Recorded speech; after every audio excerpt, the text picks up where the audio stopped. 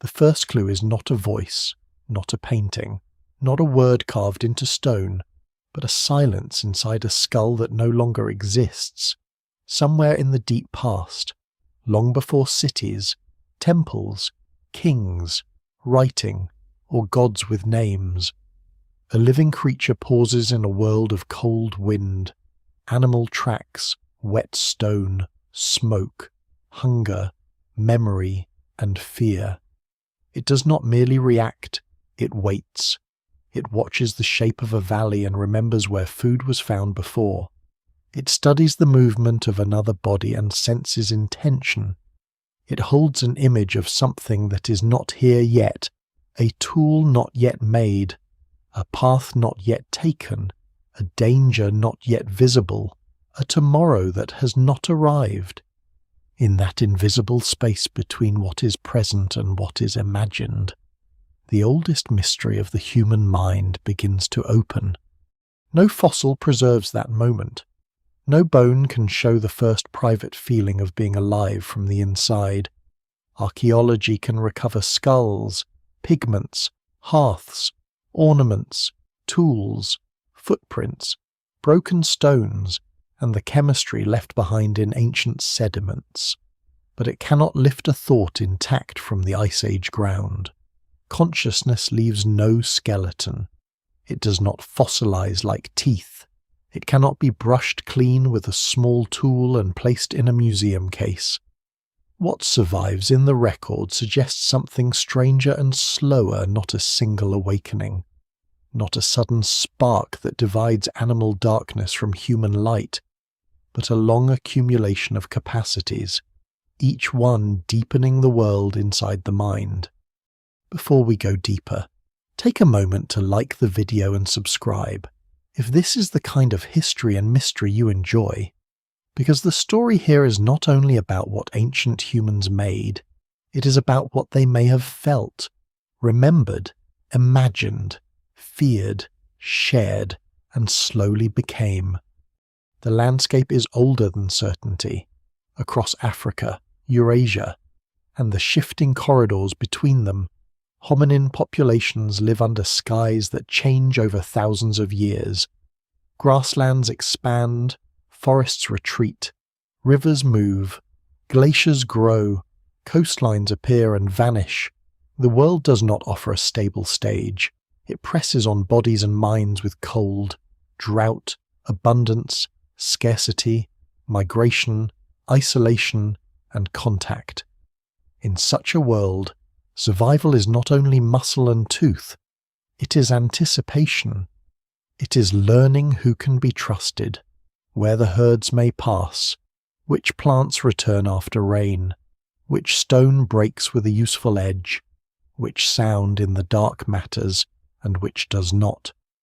Yet consciousness is difficult because it seems so immediate to those who possess it. Each person wakes inside it every morning without needing a theory. There is colour, sound, memory, pain, desire, attention, the feeling of being oneself moving through time. But when scientists try to explain where this inner world comes from, the simplicity vanishes. Some theories look to the brain as a kind of global workspace, where information becomes conscious when it is broadcast widely enough across neural systems. Others ask whether consciousness depends on how deeply information is integrated within a system. New experiments test these ideas against each other, and the results are important but not final.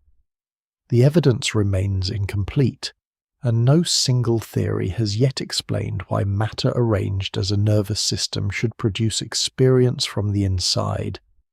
That uncertainty matters for prehistory. It means the question cannot be answered by drawing a line at Homo sapiens and declaring that everything before was merely instinct. The mind is older than us, attention is older than us, memory is older than us, emotion is older than us, social awareness is older than us. Even the possibility of conscious experience may reach far beyond the human branch. into other animals whose worlds are not ours but may still be lived from within. Many researchers now argue that consciousness should be studied less as a human possession and more as a spectrum of biological capacities, appearing in different forms wherever nervous systems help living beings navigate danger, opportunity, and choice. This does not make a honeybee a philosopher, or an octopus a person, or a raven a hidden human in feathers. It means that the human mind did not emerge from nothing. It grew from older roots perception, bodily feeling, movement, attention, social response, memory, and the ability to adjust behavior when the world changes. Long before symbolic art, long before spoken language as we know it, life had already discovered ways of turning sensation into action. The ancient human story begins when those older systems become layered with something increasingly powerful, the capacity to hold absent things in mind. A stone tool is one of the first visible signs of that absent world, not because every flake proves deep self-awareness, and not because tool-making belongs only to humans. Many animals use objects. Earlier hominins shaped stone long before Homo sapiens appeared. But a deliberately made tool reveals more than a hand-striking rock. It suggests a mind that can see a future edge inside an unbroken stone. It suggests a sequence: choose material, strike with force, adjust angle, remember the result, repeat, teach, improve. In that sequence lies a quiet form of time travel. The maker is not trapped in the instant. The maker acts for a future need. Over hundreds of thousands, then millions of years, such capacities become tied to changing bodies. Hands become increasingly precise. Brains expand in some lineages, though size alone never explains everything. Childhood, care, group learning, and social dependence become more important. Fire changes night, food, safety, and gathering. Movement across landscapes demands memory maps. Cooperation demands emotional reading. The mind is not awakening alone in a skull. It is being shaped between bodies, in shared attention, in the pressure of living with others. A face becomes a landscape. A gesture becomes a clue. A remembered absence becomes grief, longing, or search. This is where the older idea of a sudden human revolution begins to weaken. For a long time, it was tempting to imagine that modern consciousness erupted in one dramatic period, perhaps with cave art in Europe, perhaps with ornaments, burials, complex tools, or symbolic markings. The images are powerful animals painted in darkness, red ochre on skin or stone, shells pierced and carried across distance, marks arranged with care. They still matter deeply, but the more evidence appears, the less the story looks like a single dawn. Symbolic behavior seems scattered, uneven, sometimes faint, sometimes bright, emerging in different places and perhaps disappearing again. The mind does not awaken like a lamp being switched on. It is more like a fire carried through wind. A surprising detail sits inside something as simple as colour. Red ochre, black manganese, white clay, shining shell, polished bone. These are not only materials but choices. A pigment can mark skin, object, body, memory, group, ritual, or identity. Though scholars still debate what specific marks meant in specific places, the earliest uses of pigment do not automatically prove art in the modern sense. A red stain is not a sentence, a carved line is not a mythology. But repeated selection of colour and surface suggests that some ancient minds were beginning to treat the material world as more than material. Things could stand for other things.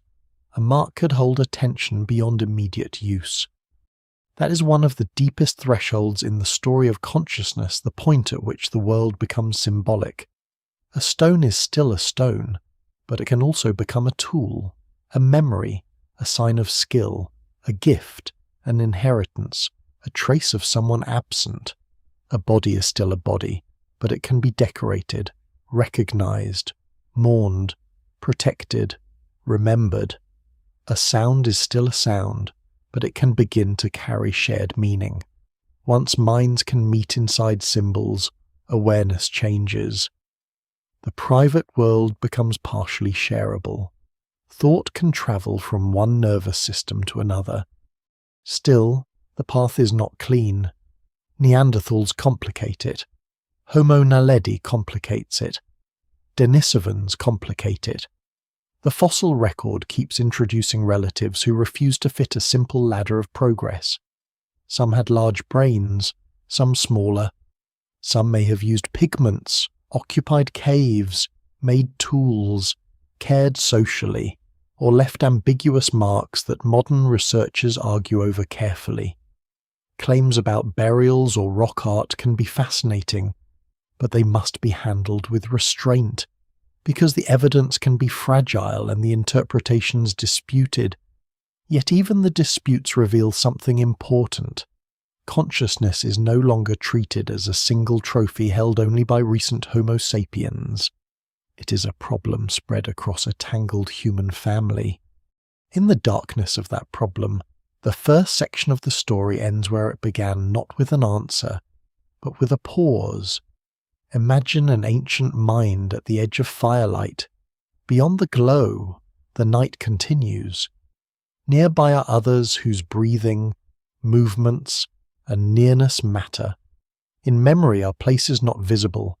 In expectation are things not yet real. In the hand is a shaped object. On the skin, perhaps, a trace of colour. In the brain, networks of sensation, emotion, memory, and attention are doing something no stone can fully record. The creature is not yet writing history. It may not possess language as later humans know it. It may not think in the same shape of self that we do. But it is no longer merely inside the present. It carries the absent world within it. The ancient mind does not begin with a human face.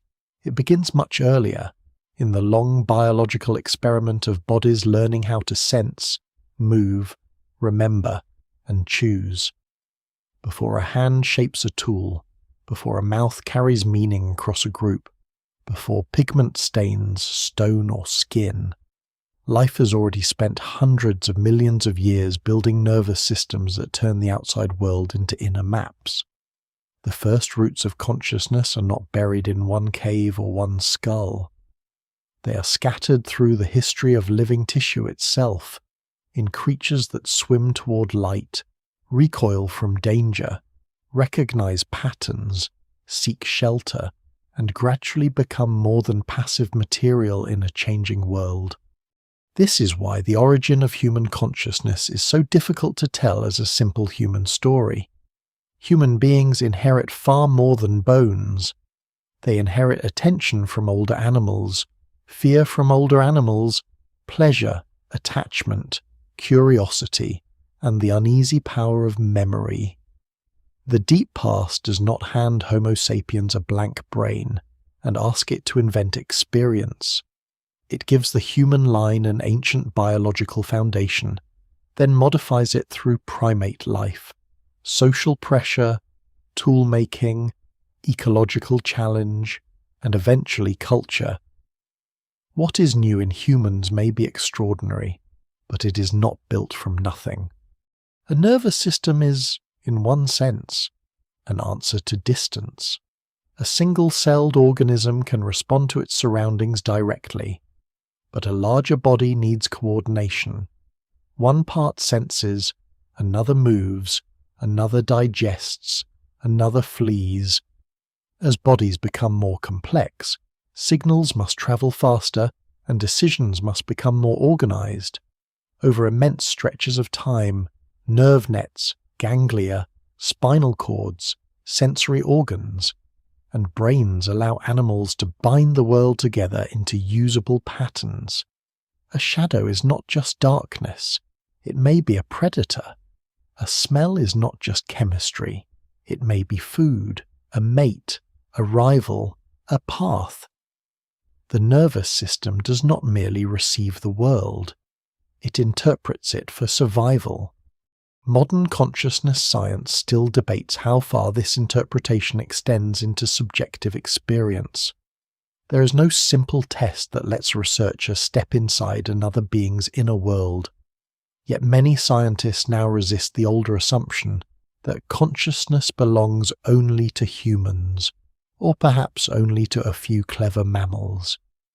The evidence remains incomplete, but animals across very different branches of life show flexible problem-solving, learning, memory, pain responses, play, social recognition, and decision-making that cannot be dismissed as simple machinery.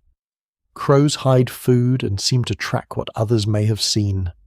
Octopuses explore with arms that contain remarkable local nervous control. Elephants respond to death with unusual attention. Apes recognize relationships, alliances, and deception. These are not human minds in disguise, but they remind us that awareness may be a spectrum, not a throne.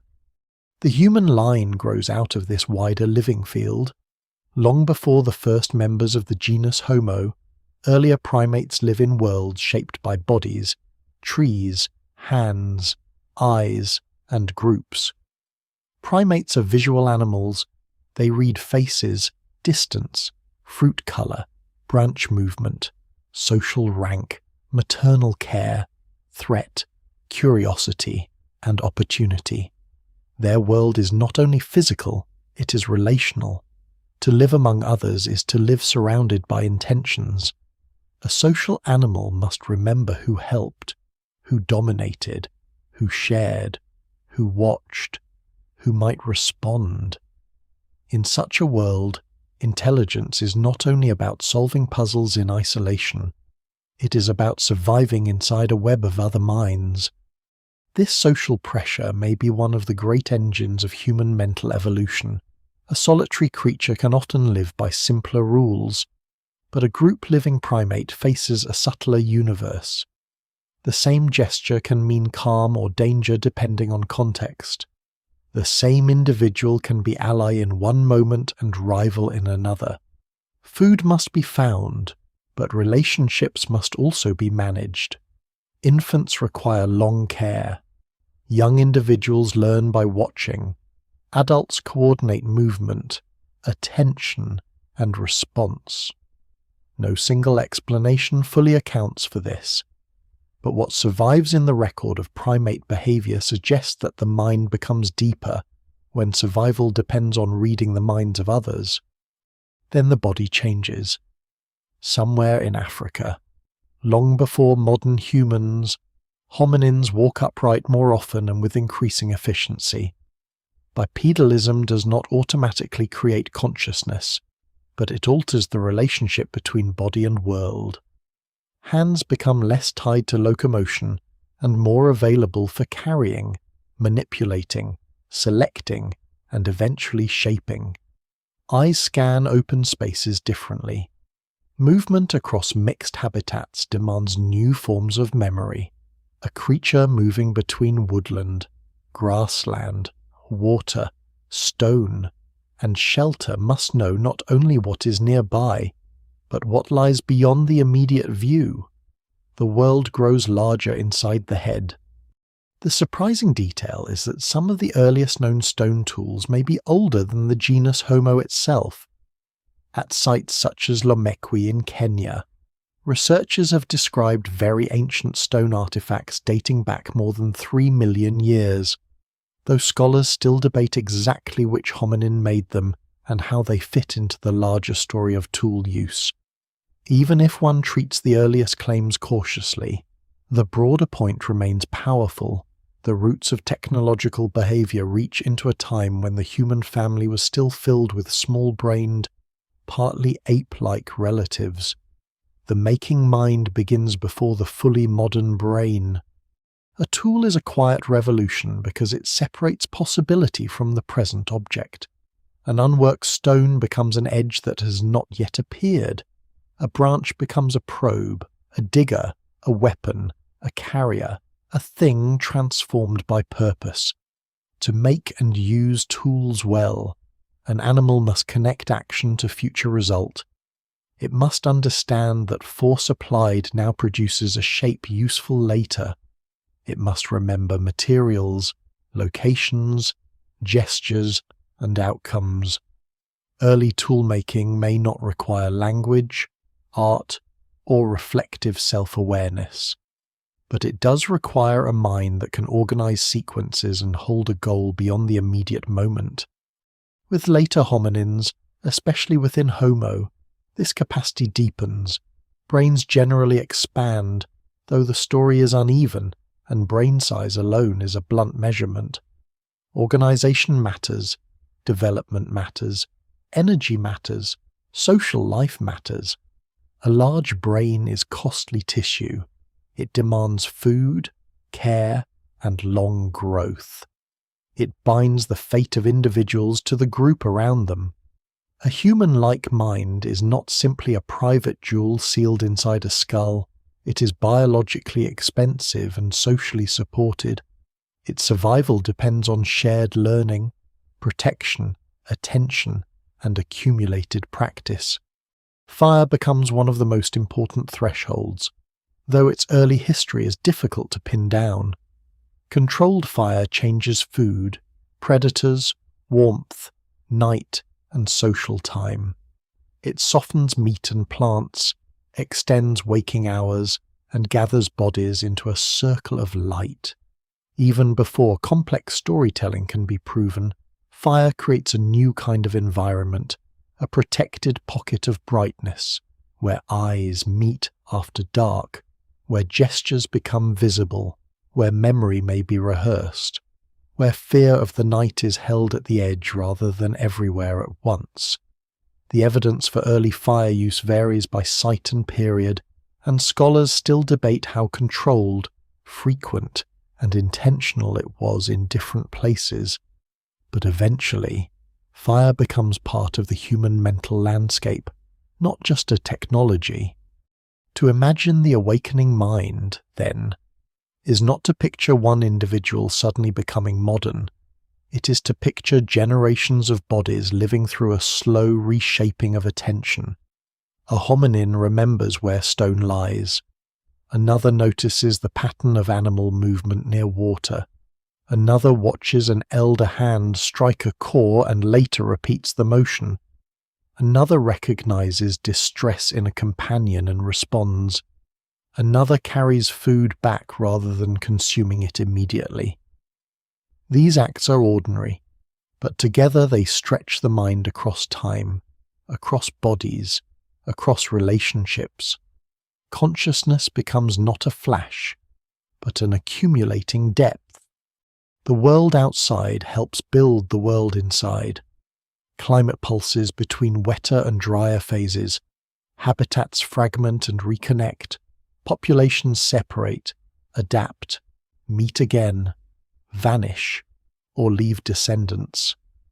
In this shifting theatre, the mind that survives is not merely the strongest or fastest. It is the mind that can learn quickly, remember accurately, cooperate flexibly, and imagine alternatives. It must track what is real, what was real, what may soon be real, and what another being might know. Somewhere in that layered pressure, ancient awareness becomes more spacious. The present moment begins to carry shadows of the past and outlines of the future. By the time later humans enter the story, the foundation has already been laid. The silence inside the vanished skull is no longer empty. It contains perception inherited from animals, social intelligence shaped by primates, hands freed by upright walking, tools made from foresight, firelight gathering bodies into shared attention, and a growing ability to live with things unseen. the mind has not yet become the full symbolic universe of myth, art, language, and self-reflection. But it has begun to make room for them. A mind that can carry the absent world needs a body able to pay for it. This is one of the less romantic facts behind human consciousness. Thought is expensive. The brain is soft, wet, hungry tissue, and in the human body it becomes a costly organ to maintain. It must be fed constantly. It must be cooled, protected, wired, repaired, and trained across many years. The mystery of consciousness is therefore not only a mystery of light inside the skull, but of energy, development, food, care, and time. A larger and more connected brain does not simply appear because intelligence is useful. It appears only when a whole way of life can sustain it.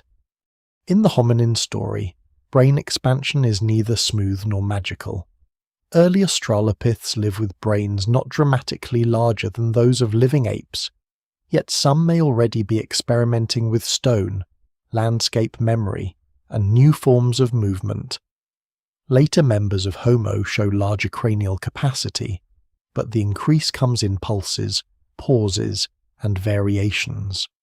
Homo erectus carries a bigger brain across enormous distances and endures for a remarkably long span of time. Neanderthals developed large brains in Ice Age Eurasia. Denisovans, known mostly through DNA and fragmentary remains, likely belong to that wider world of large-brained relatives, though their exact anatomy remains elusive. Homo sapiens eventually develops a brain that is not the largest in every comparison, but one deeply shaped for flexibility, social learning, language, and symbolic life. The surprising detail is that the modern human brain is not simply a bigger ape brain stretched to a new size. It is a reorganized system, with altered developmental timing, dense connectivity, extended childhood learning, and powerful links between perception, memory, emotion, and planning. The frontal regions matter, especially for control, decision-making, and goal-directed behavior, but consciousness cannot be reduced to a single command room in the forehead. New studies comparing major theories of consciousness suggest a more complicated picture, with posterior cortical regions playing a strong role in the contents of experience, while frontal systems may help with report, attention, task control, and reflection. The debate is not settled. What matters for the deep past is that consciousness likely depends on networks, not one little throne where the self sits. This network view changes the way prehistory should be imagined. The ancient mind is not a spark hidden in one anatomical feature. It is a coordination of systems that evolved for practical reasons. Vision builds a world of shapes, distances, faces, tracks, and movement. Hearing locates calls, warnings, rhythm, and social presence. Touch and bodily awareness place the creature inside space. Emotion gives value to perception, marking what is desirable, threatening, familiar, strange, urgent, or safe. Memory binds experience across time. Attention selects one part of the world from the vast flood of possible information. Together these systems make an inner scene in which action can be chosen rather than merely triggered. Some researchers describe consciousness as a kind of broadcast, where information becomes globally available across the brain. Others describe it in terms of integration, where experience depends on how a system unifies information into a structured whole.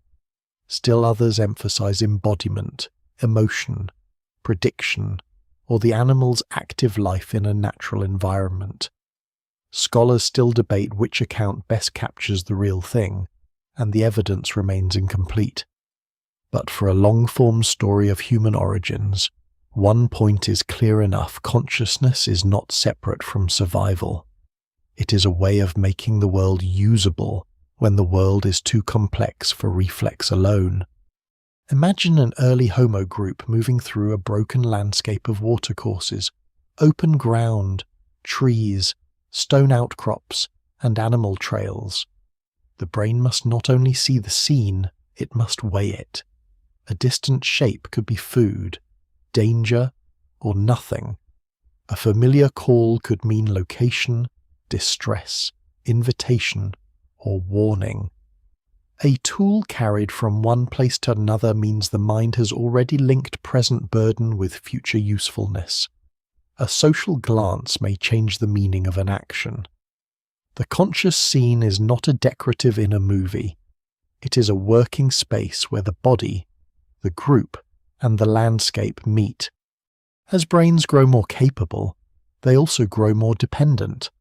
Human infants and young children require long, protective care, and this extended development becomes one of the great foundations of later culture. A slower-growing brain has more time to absorb local knowledge, social habits, gestures, tool traditions, emotional patterns, and eventually language. This is not a side issue. A mind that learns for years inside a social world can become more open-ended than one that must be mostly finished at birth.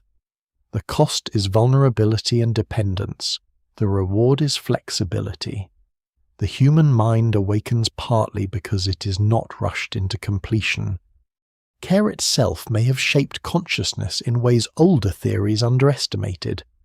For a long time, stories of human evolution often centered on hunting, weapons, competition, and technical skill. Those matter, but they are not the whole story. Social and emotional cognition may be just as central: the ability to notice another's need, coordinate attention, maintain bonds, soothe conflict, share food, protect the young, and remember the dead. No single explanation fully accounts for the rise of human awareness. But the mind becomes deeper when it must carry not only objects and places, but relationships. A social world forces memory to become emotional and attention to become personal. This is also where the boundary between intelligence and feeling begins to blur. Consciousness is not cold calculation floating above the body. It is saturated with mood, urgency, attachment, discomfort, pleasure, expectation, and concern.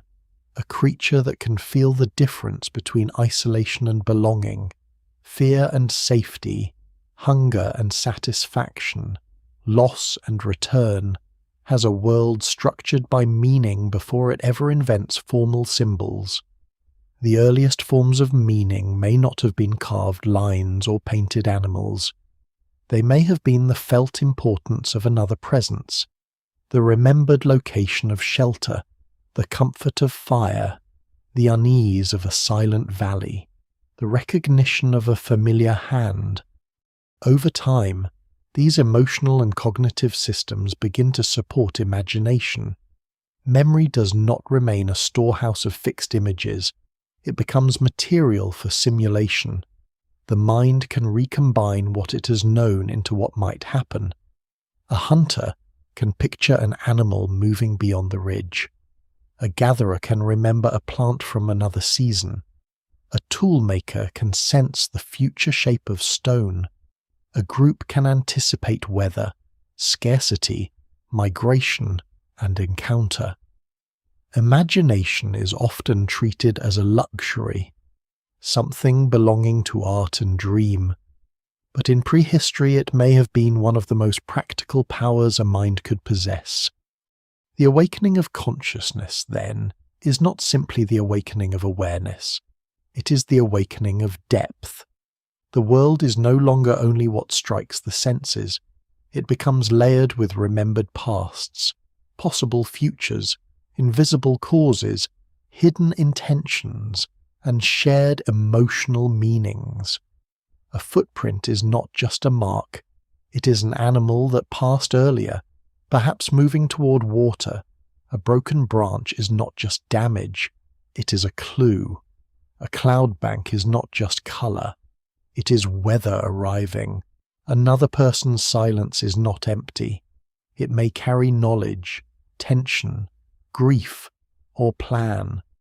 None of this yet proves myth, ritual, art, or language in the modern sense.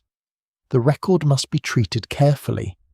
Brains do not fossilize as thoughts, and behavior does not always reveal experience.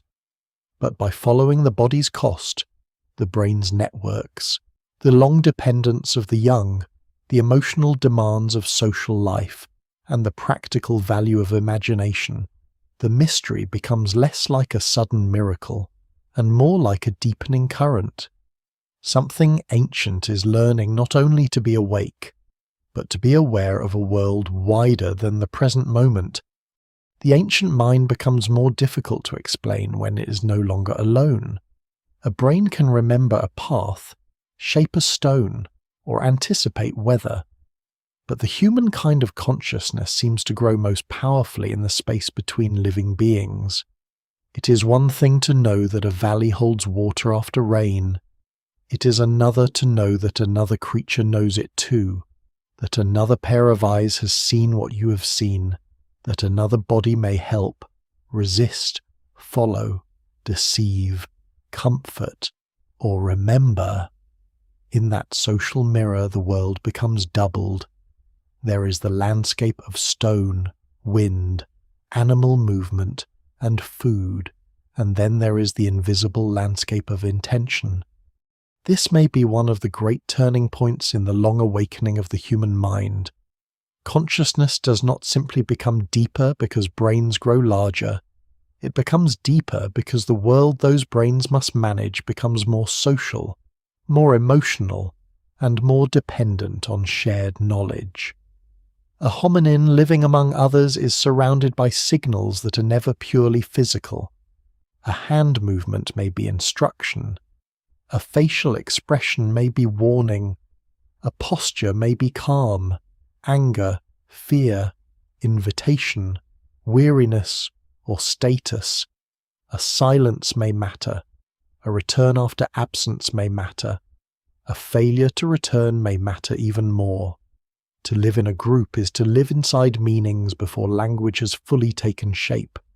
Among primates, social life can be intensely demanding. Individuals track alliances, kinship, rivalries, grooming bonds, rank, favors, threats, and reconciliation. The human lineage inherits this older primate intelligence, then stretches it across longer childhoods, more complex foraging, tool traditions, shared food, and eventually symbolic culture. Scholars still debate how much each pressure contributed, but no single explanation fully accounts for the rise of human awareness without the social world. A mind shaped only for objects might become clever. A mind shaped for other minds becomes something stranger, reflective, strategic, emotional, and haunted by absence. Care is central to this story. It is easy to imagine prehistory only through danger, hunting, migration, and harsh climates, because those leave dramatic silhouettes in the mind. But the quieter acts may have been just as important. Long-lived groups depend on protection, patience, teaching, nursing, carrying, sharing, and the recognition of vulnerability. Human young grow slowly and require sustained support. Older individuals may preserve knowledge of landscapes, seasons, tools, and social memory. Injured or aging members, when they survive beyond what their bodies alone could manage, hint at a social world where others may have helped. The evidence remains incomplete and must be interpreted carefully. But some ancient remains suggest that care was not an invention of civilization. It was woven into the hominin condition. This matters because care changes cognition. To care for another being, a mind must notice more than movement. It must register need, distress, fatigue, dependence, attention, and response. It must sometimes act not for immediate reward, but for relationship, continuity, or group survival.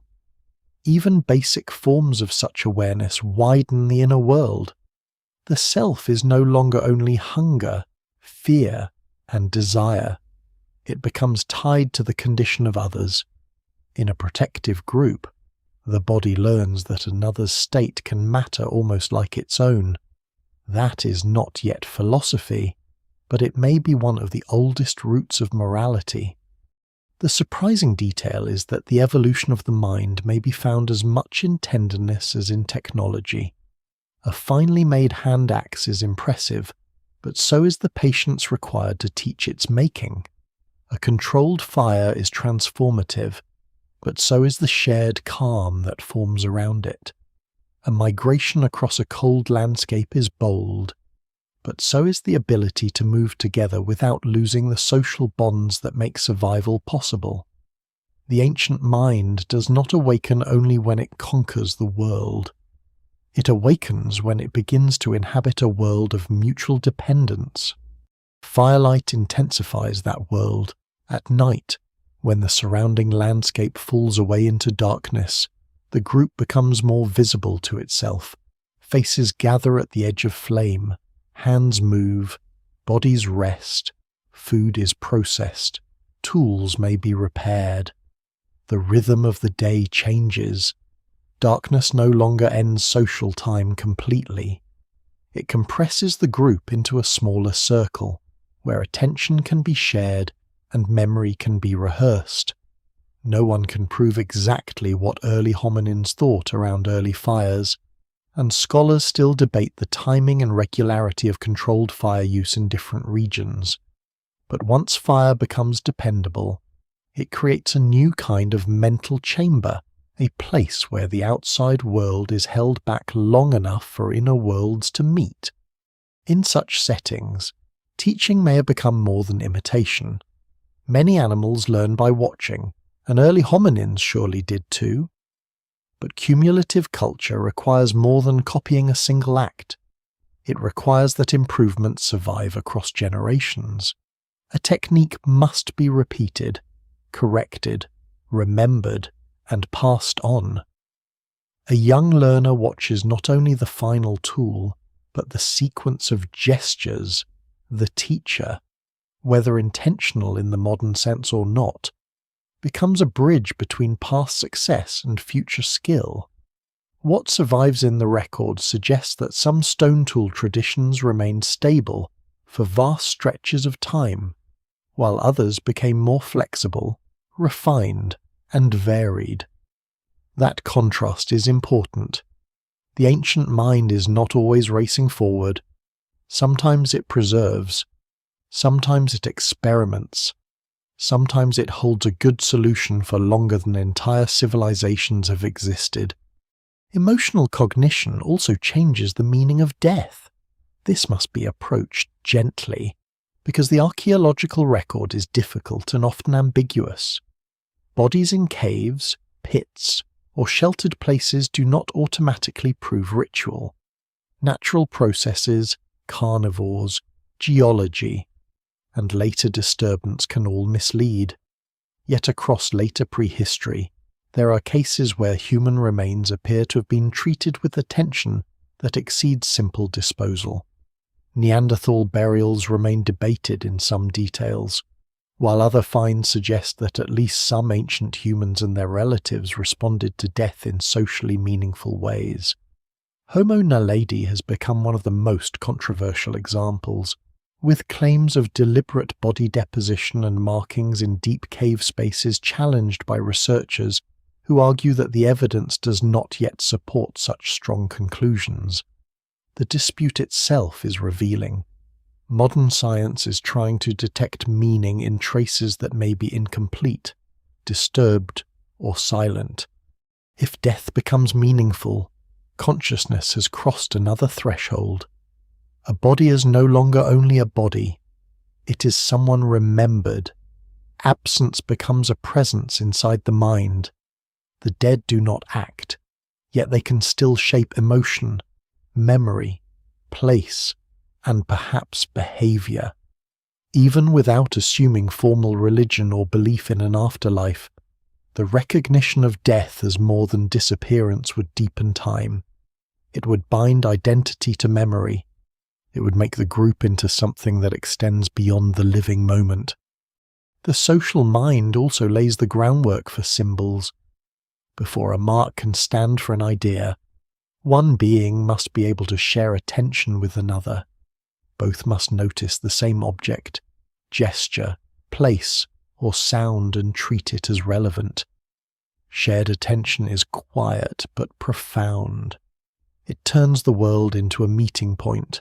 A track in mud can be shown. A stone source can be remembered by several people. A gesture can direct eyes toward danger or food. A repeated sound can become associated with action. Meaning begins not as a dictionary, but as alignment. This is why the awakening of consciousness cannot be separated from community. The private inner world grows through public life. Memory is corrected by others. Fear is calmed or amplified by others. Skills are borrowed from others. Identity is reflected back by others. A lone mind can dream, but a social mind can inherit. It can receive a world already partly interpreted before it was born. That may be one of the deepest differences between awareness and human-like consciousness, not simply to experience the world, but to enter a shared world of remembered meanings. Somewhere in the Pleistocene, around fires, along rivers, at stone sources, in shelters, on open plains, and in caves whose walls hold silence, the hominin mind becomes increasingly entangled with other minds. It learns not only where things are, but who knows them. Not only what happened, but who was there. Not only what can be done, but who can learn it. The self, still ancient and perhaps unlike ours in many ways, begins to live in a web of presence and absence. From that web will come language, ritual, art, belonging, grief, teaching, and the long human habit of carrying invisible worlds together. Once the social world grows deep enough to hold memory between bodies, the ancient mind gains another power. It begins to travel when the body remains still. It can return to a place no longer visible. It can follow an animal beyond the hill before any footstep is taken. It can picture a tool before the stone is struck. It can feel the presence of someone absent, sense a danger not yet present, and rehearse a future that may never happen. This is imagination, but not in the soft modern sense of fantasy or entertainment. In the deep past, imagination may have been one of the hardest working tools the mind possessed. Memory is the foundation, but memory alone is not enough. A creature can remember where water was found, where fruit ripened, where danger appeared, or where shelter stood. Many animals do this with remarkable skill, but the human line seems to have expanded memory into simulation. The past becomes a material that can be rearranged. A remembered valley can be combined with today's weather. A past animal track can suggest tomorrow's movement. A known stone technique can be modified for a new material. A social exchange can be replayed inwardly, with different outcomes imagined. The mind begins to build scenes that are not simply records, but possibilities. This may be one of the quietest revolutions in prehistory. It leaves almost no direct trace. A cave wall may preserve pigment, a tool may preserve technique, a hearth may preserve ash, but the rehearsal inside a mind disappears completely. Yet what survives in the record suggests that ancient humans and their relatives increasingly lived in planned worlds. They selected raw materials from particular sources. They transported stone across distance. They returned to seasonal places. They made tools in sequences that required foresight. Later, they combine materials into composite technologies, binding stone to wood, using adhesives, shaping objects that could not be understood through one gesture alone. A composite tool is a thought made physical, several separate things brought together because the mind can imagine their joined function before the object exists. This surprising detail is that some ancient adhesives may have required careful production processes, including heat control, material selection, and repeated testing. Birch tar, resin mixtures, and other binding materials in later prehistoric contexts show that early humans and some of their relatives were not merely grabbing stones and sticks from the ground. They were transforming substances. They were using fire, temperature, texture, and timing to create something nature did not provide ready-made. Scholars still debate the exact cognitive demands of different adhesive technologies, because simple methods and complex methods can sometimes produce similar results. But even cautious interpretations point toward minds capable of multi-step planning. Imagination also grows from movement. A migrating group carries maps that are not drawn. These maps live in memory, in gesture, in story-like sequences, in the body's sense of distance, slope, water, wind, and landmark. A dry riverbed is not only a channel of dust, it may be rain remembered. A mountain pass is not only stone, it may be a route known through generations. A coastline, now drowned beneath the sea, may once have been a corridor of shellfish, fresh water, caves, and camps. The Pleistocene world changes so often that memory must be flexible. Coastlines shift as ice locks up water and releases it again. Grasslands move. Forests pulse outward and shrink back. The mind that survives must not only know a place, but know that places transform. From this pressure comes deep time awareness, not in the modern geological sense, but in a lived sense of before and after. Seasons teach recurrence. Animal migrations teach cycles. Growth and aging teach change. Stone teaches durability. Death teaches absence. Fire teaches transformation. A mind that notices these patterns begins to experience time not only as passing sensation, but as structure. There is return. There is loss. There is preparation. There is waiting.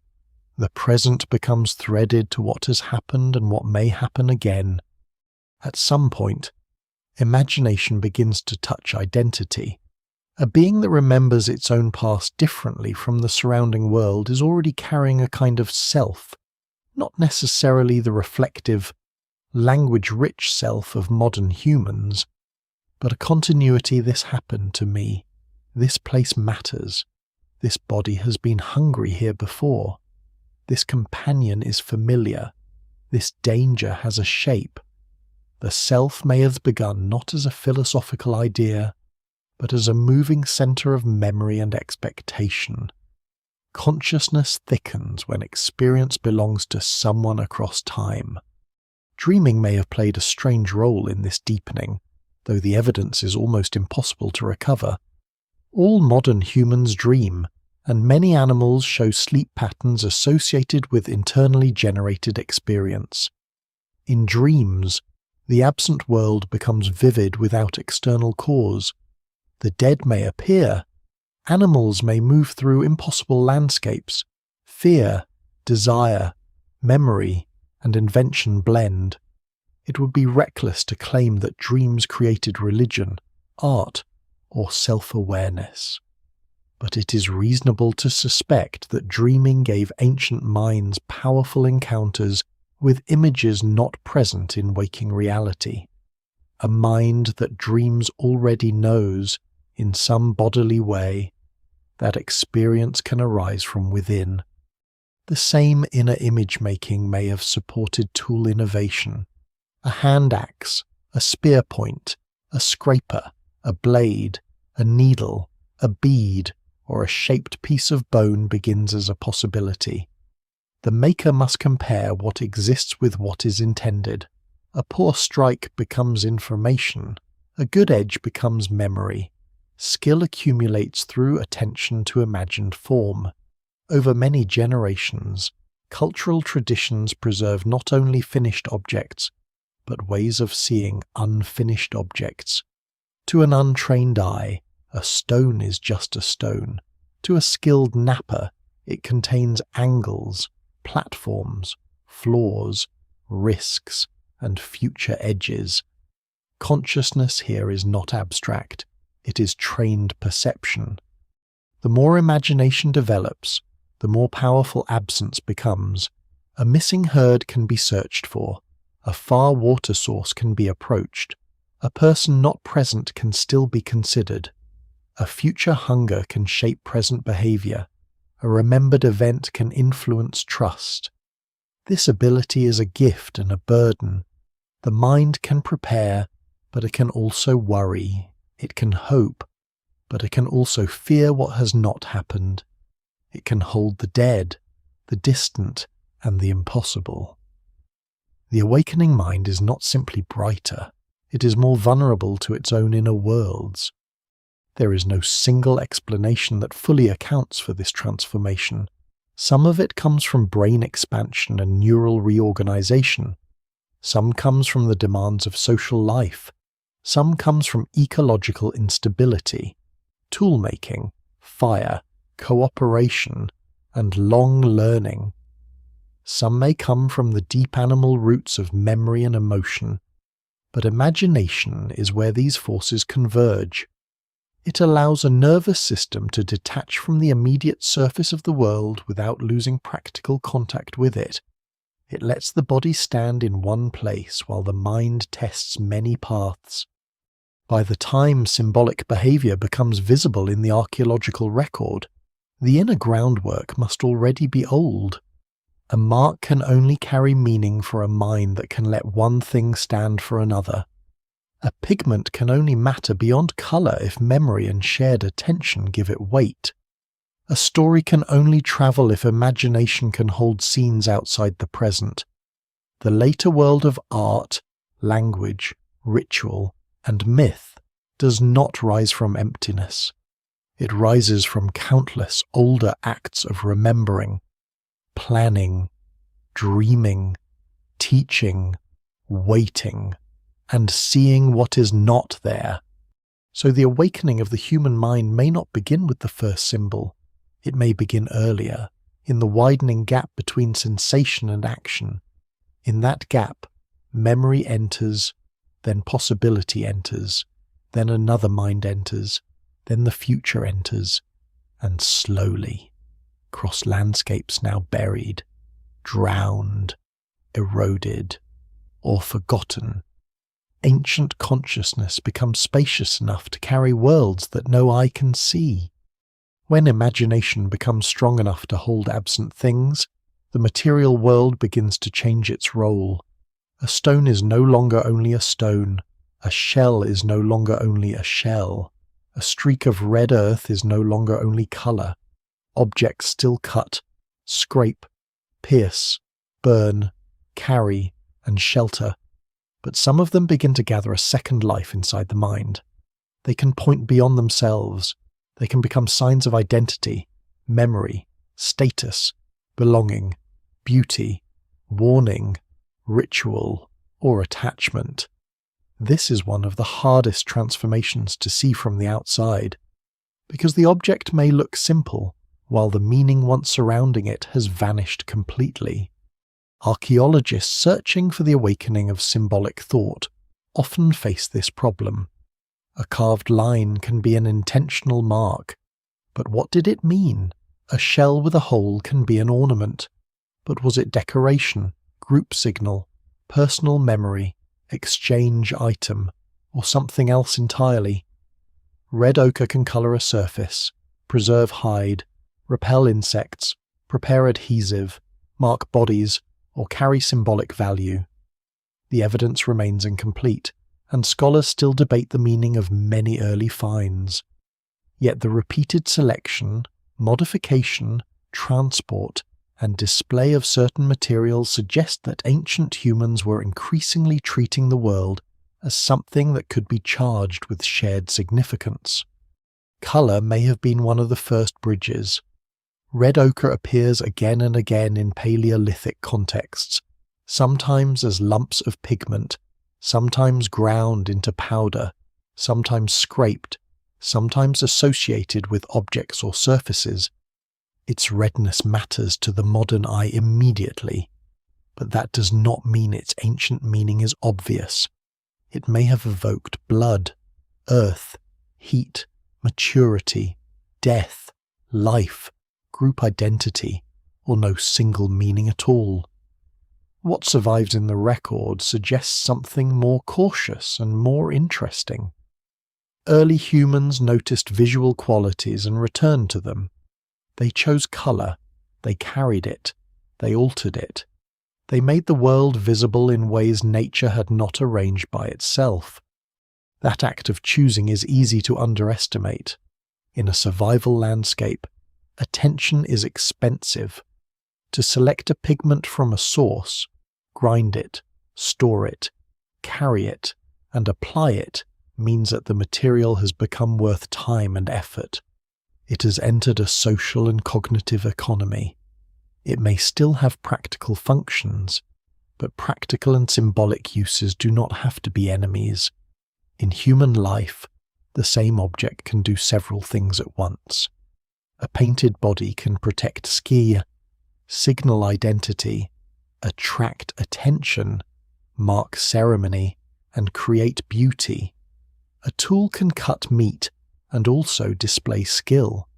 A shell can decorate and also say something about where someone has been, whom they know, or what group they belong to.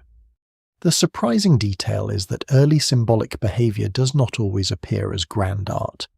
It may begin with small, portable, easily overlooked things: pierced shells, notched bones, engraved ochre, beads, pigment containers, carefully shaped objects whose practical use is uncertain. These items do not shout like a painted cave ceiling. They whisper. They suggest that meaning first travelled close to the body, on skin, in hair, around the neck, attached to clothing, carried in hands, exchanged between people. Before the great animals of cave art, there may have been tiny signs moving through social life, visible in firelight, recognized by those who knew the code. A symbol requires more than imagination. It requires shared attention. One mind alone can hallucinate meaning into anything, but a social symbol must be recognized by others. This is why ornaments are so important. A bead worn on the body is not hidden thought. It is thought made visible. It invites interpretation. It says, "In some manner we cannot fully recover. Look at this. Know this. Remember this. See me in this way." The self becomes something that can be displayed. Identity moves outward from private experience into material form. Consciousness, once bound to the inner world, begins to dress itself in objects. This does not mean every early ornament or pigment mark proves modern self-awareness exactly like ours. The danger is always to read too much into the past. A shell bead does not explain a mythology. An engraved line does not reveal a sentence. A red surface does not give us a belief system, but taken together across sites and periods, these traces suggest that some ancient populations were living in worlds where matter could carry social memory. They were not only solving immediate problems, they were organizing attention, identity, and perhaps emotion through visible forms. The cave wall eventually becomes one of the most powerful surfaces for this transformation, though cave art enters the story unevenly and cannot represent all human cognition. In some places, dark chambers hold animals, hand stencils, signs, dots, lines, hybrid forms, and repeated marks. These images are not simply pictures in the modern decorative sense.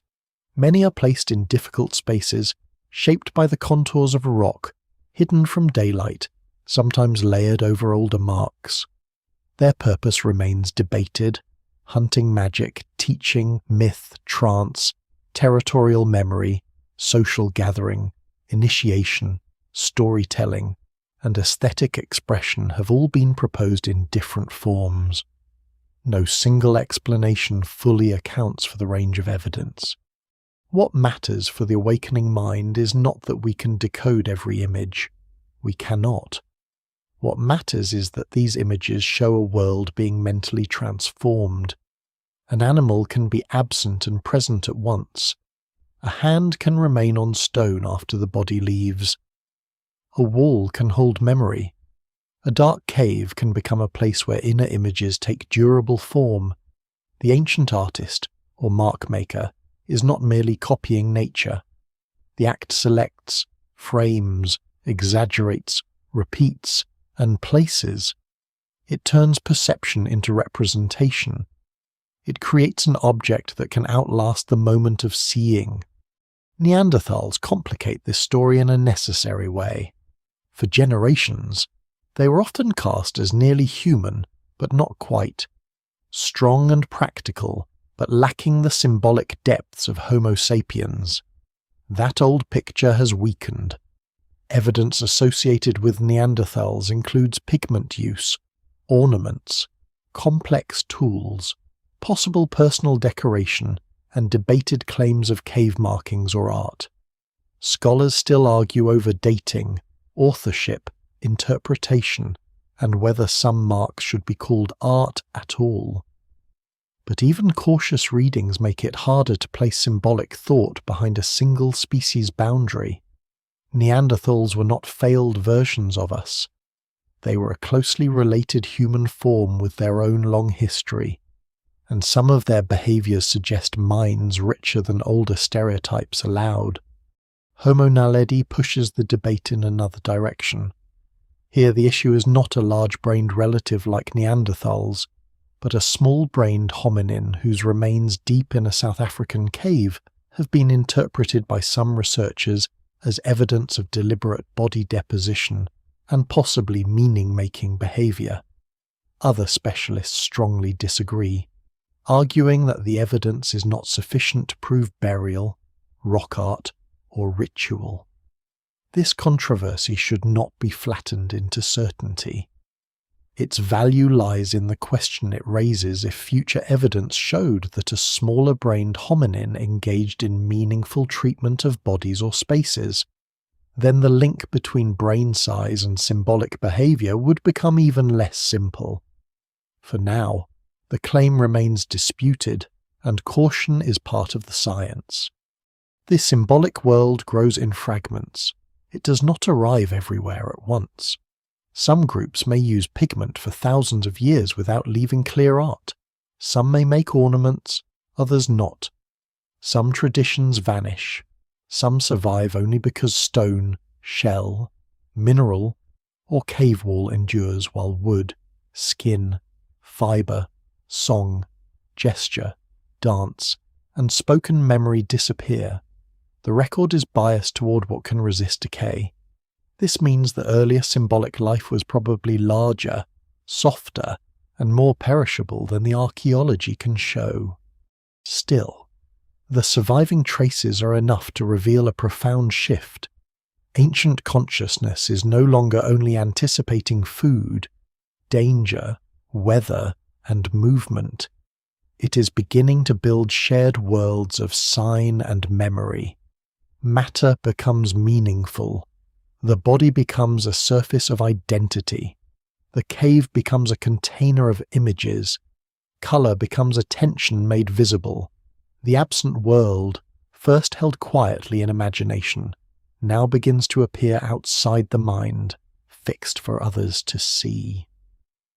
In that movement from inner image to shared mark, the human mind does not simply wake. It learns how to leave a trace of its waking. Once symbols begin to move through the material world, their next mystery is sound. A bead can be seen, a pigment mark can endure, a carved line can wait in silence. But a sound vanishes almost as soon as it is made.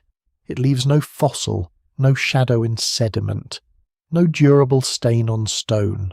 Language, if it existed in deep prehistory, disappears into air. The most powerful tool humans ever developed is also one of the hardest to recover, because its earliest traces were carried by breath, gesture, face, rhythm, and memory. Archaeology can find the objects that language may have helped coordinate, but it cannot dig up the first sentence. This is why the origin of language remains one of the most difficult problems in human evolution. It seems obvious that modern human consciousness is deeply shaped by words. Language allows a mind to divide the world into named things, connect events across time, pass instructions, tell stories, negotiate trust, teach skills, remember the dead, imagine spirits, organize groups, and think about thinking itself. Yet the path into language was probably not a clean leap from silence to speech. It was more likely a long-braided process, involving gesture, vocal control, facial expression, shared attention, emotional sound, rhythm, imitation, and gradually more stable symbolic reference. Scholars still debate when modern language emerged, how complex it was in earlier humans, and whether Neanderthals or other relatives possessed language-like capacities. The evidence must be gathered indirectly. Bones of the vocal tract offer hints but not certainty. The hyoid bone, breathing control, hearing range, brain organization, genetics, tool complexity, social learning, and symbolic behavior all enter the debate. None of them alone can prove language. A human-like hyoid does not reveal grammar. A gene associated with speech does not create poetry by itself. Complex tools may require teaching, but teaching can happen through demonstration as well as words. The evidence remains incomplete, and any confident date for the first true language should be treated with caution. Still, a growing body of work suggests that the capacity for language may be older than the full flowering of visible symbolic culture. One recent line of argument places the biological capacity for language in Homo sapiens well before the great explosion of the later Ice Age art and ornament traditions. Some researchers suggest that the foundations of linguistic capacity may have been present at least around 135,000 years ago, with broader social use perhaps becoming more visible later. This does not mean people suddenly woke one morning speaking like modern narrators beside a fire. It means that the anatomical, genetic, neural, and social groundwork for language may have existed before language reshaped culture on a larger scale. Capacity and use are not the same thing. A mind can have the equipment for richer communication before the social conditions fully amplify it. Language also should not be imagined only as vocabulary. At its deepest level, it is a system of shared symbolic mapping. A sound, gesture, or sign comes to stand for something beyond itself. Even more powerfully, signs can be combined. One sound points to an animal, another points to movement, another to negation, past, desire, location, person, or possibility. When such signals become flexible and shared, the mind gains a new architecture. It can compress experience. It can carry knowledge without carrying the object. It can make the absent world portable. The surprising detail is that early language may have been more bodily, musical, and iconic than modern speech feels to us. Some scholars have argued that sound symbolism, gesture, imitation, rhythm, and expressive vocalization may have played important roles before fully arbitrary words took over. A call might resemble an action, a gesture might trace a shape, a rhythm might coordinate labor or movement, a sound might evoke size, speed, danger, softness, or distance before it becomes a conventional label. No single explanation fully accounts for the transition, but it is unlikely that language began as a neat dictionary. It probably grew from living communication, where bodies, voices, faces, and shared situations work together. This matters because consciousness before language may not have been empty, but consciousness after language becomes differently shaped. Words allow experience to be held still. They make the flow of perception into units that can be repeated and shared. A place can be named, and once named, it becomes easier to recall, discuss, warn about, return to, and pass down. A person can be named, and identity becomes more stable across absence. A tool action can be described, corrected, compared, and improved. A past event can be reconstructed for those who were not there. A future plan can be built by several minds at once. Language also sharpens memory. Human memory is not a perfect recording device. It is reconstructed, social, emotional, and often fragile. But words give memory handles. They allow groups to stabilize what matters: a dangerous crossing, a seasonal food source, a social rule, a successful method, a loss, a birth, a journey, a dream, an unusual animal, a place of stone, a place of water. These can be carried through narrative. Once memory becomes speakable, it can outlive the individual who first experienced it. The group becomes an archive. The awakening mind therefore becomes cumulative in a new way.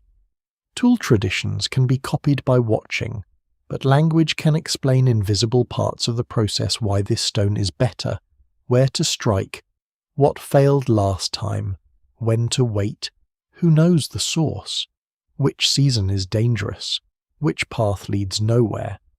It can also transmit norms: what is allowed, what is forbidden, what is valued, what is shameful, what belongs to whom, who is kin, who is stranger, who should be trusted. The social world, already complex, becomes more deeply structured by shared meanings that no one can touch. Yet language is not only practical, it opens the way to story. A story is imagination made communal. It lets a group enter an event that is not happening now. It can explain a landscape, preserve a warning, honor an ancestor, teach patience, bind identity, or transform fear into pattern. The earliest stories are lost beyond recovery.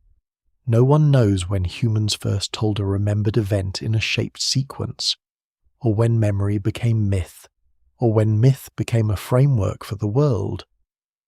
But the capacity was likely built from older ingredients: memory, imagination, social attention, rhythm, gesture, symbol, emotion, and the desire to make the invisible shareable.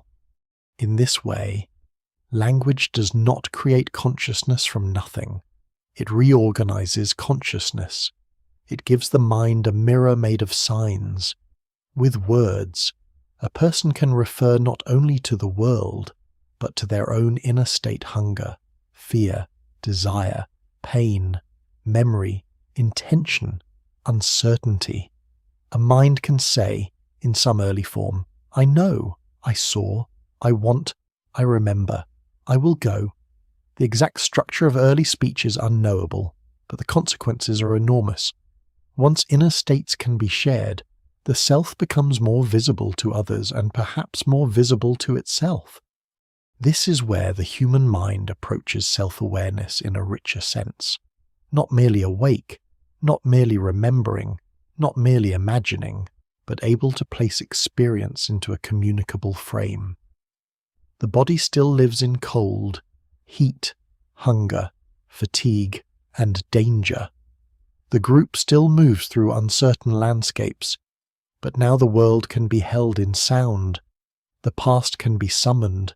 The future can be negotiated. The absent can be named. The imagined can be offered to others. And with each shared word, the private fire inside one's skull can pass, briefly and imperfectly, into another. Language makes the human mind easier to imagine, but it also creates a danger, because modern humans speak, write, name, explain, and remember themselves through words. It becomes tempting to treat consciousness as if it belongs entirely to one surviving species. The story then becomes too clean. Homo sapiens appears, the lights come on, and all other human forms fade into the background as unfinished experiments. But the Ice Age record does not permit such a simple story anymore. The deeper science digs, the more crowded the human world becomes, and the more the awakening mind looks less like the property of one lineage and more like a shared, uneven inheritance among several kinds of humans. For most of recent prehistory, Homo sapiens was not alone. Across Eurasia, Neanderthals lived through cold cycles, warm intervals, shifting forests, open steppe, coastlines, mountains, caves, and river valleys. Farther east, Denisovans occupied a ghostly place in the record, known first not by a dramatic skeleton but by DNA from a tiny fragment of bone in Denisova cave. Other populations, some known from fossils, some only hinted at genetically, formed a human world far more tangled than the old ladder of progress suggested. These were not monsters at the edge of human history. They were relatives, inheritors of older minds, participants in the same Pleistocene drama of adaptation, social life, memory, and movement. Memory. Neanderthals are the clearest challenge to human exceptionalism. Their bodies are powerfully adapted to Ice Age Eurasia, but their minds can no longer be dismissed as crude or dim. They make stone tools with skill. They use fire. They occupy landscapes repeatedly. They hunt, gather, process materials, and survive for hundreds of thousands of years under conditions that would test any human population. They likely use adhesives in some contexts, produce complex technologies, and exploit local environments with detailed knowledge. Some evidence suggests pigment use, ornaments, and possible symbolic practices, though scholars still debate the meaning and authorship of particular finds. The old caricature of the brutish Neanderthal has collapsed, and what remains is more interesting: a different human mind, close to ours, but not identical. Their social lives may have been deep as well. Skeletal remains show individuals who lived with injuries or physical limitations long enough to suggest support from others. Such evidence must be interpreted carefully, because survival can have many causes, and not every healed bone proves deliberate care. Yet repeated examples across Neanderthal remains make it hard to imagine them as isolated, purely instinctive beings. They likely knew attachment, familiarity, cooperation, and loss in ways that were meaningful to them. Even if we cannot reconstruct those meanings, a mind does not need writing to suffer absence. It does not need cities to recognize another body as familiar.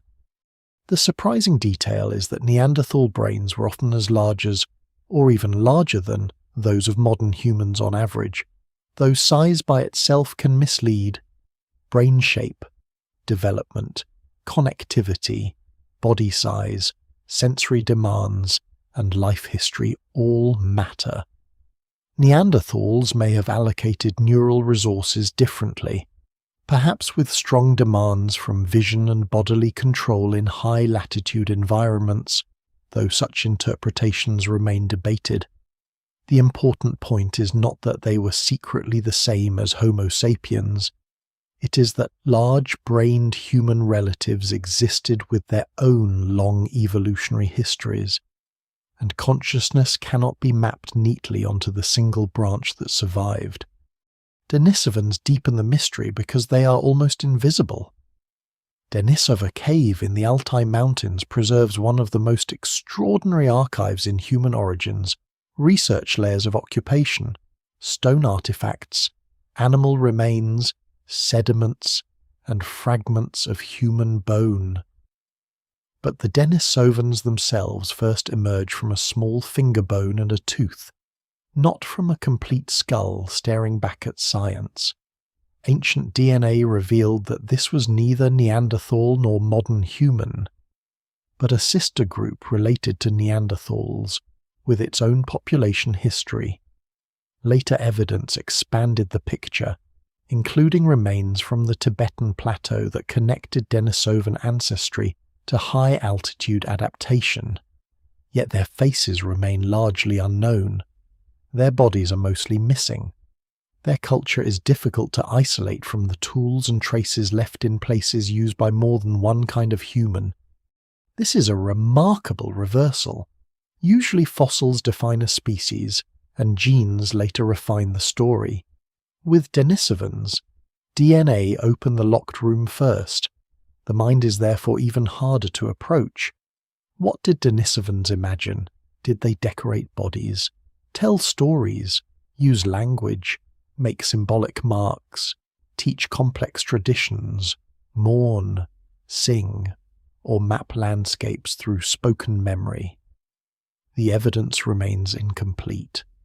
It would be irresponsible to invent a Denisovan culture simply because modern audiences want one, but it would also be too cautious to imagine them as empty shadows. Their genes show that they met and interbred with both Neanderthals and Homo sapiens. Their legacy survives in some present-day populations, especially in parts of Oceania and Asia. They adapted to extreme environments, or at least contributed genetic variants that later helped others adapt. They were not a footnote. They were one of the human forms through which ancient awareness moved. The Denisovan story also reminds us that consciousness may have left many traces we cannot assign. A stone tool in Asia may not carry a maker's name. A cave layer may contain artifacts made by different populations at different times. Sediment can hold DNA where bone is absent, but DNA does not explain belief, language, or selfhood. In some places, the archaeological record may preserve behavior without identity. In others, identity without behavior. The awakening mind is scattered between these two kinds of silence. Homo naledi adds another kind of unease. This small-brained hominin from South Africa has become the centre of intense debate because some researchers have proposed that remains in deep cave chambers, along with possible markings and fire use, indicate meaning-making behaviour. Others argue strongly that the evidence does not demonstrate deliberate burial, rock art, or ritual, and that natural processes or insufficient documentation must be considered. This disagreement is not a distraction from the story. It is part of the story. It shows how difficult it is to read consciousness from stone, bone, and darkness. If future evidence supported complex symbolic behavior in a small-brained hominin, it would challenge assumptions about brain size and meaning. If the claims remain unsupported, the caution itself protects the science from turning mystery into fantasy. The existence of other human minds changes the emotional shape of prehistory. Homo sapiens did not awaken in an empty world. When our ancestors expanded through Africa and beyond, they entered landscapes already known by others. Some valleys had been walked before. Some caves had held other fires. Some stone sources had been used by hands not quite like ours. Encounters between populations may have involved avoidance, curiosity, exchange, competition, imitation, mating, and shared knowledge. though the details are almost always beyond recovery. What genetics confirms is at least some contact intimate enough to leave descendants.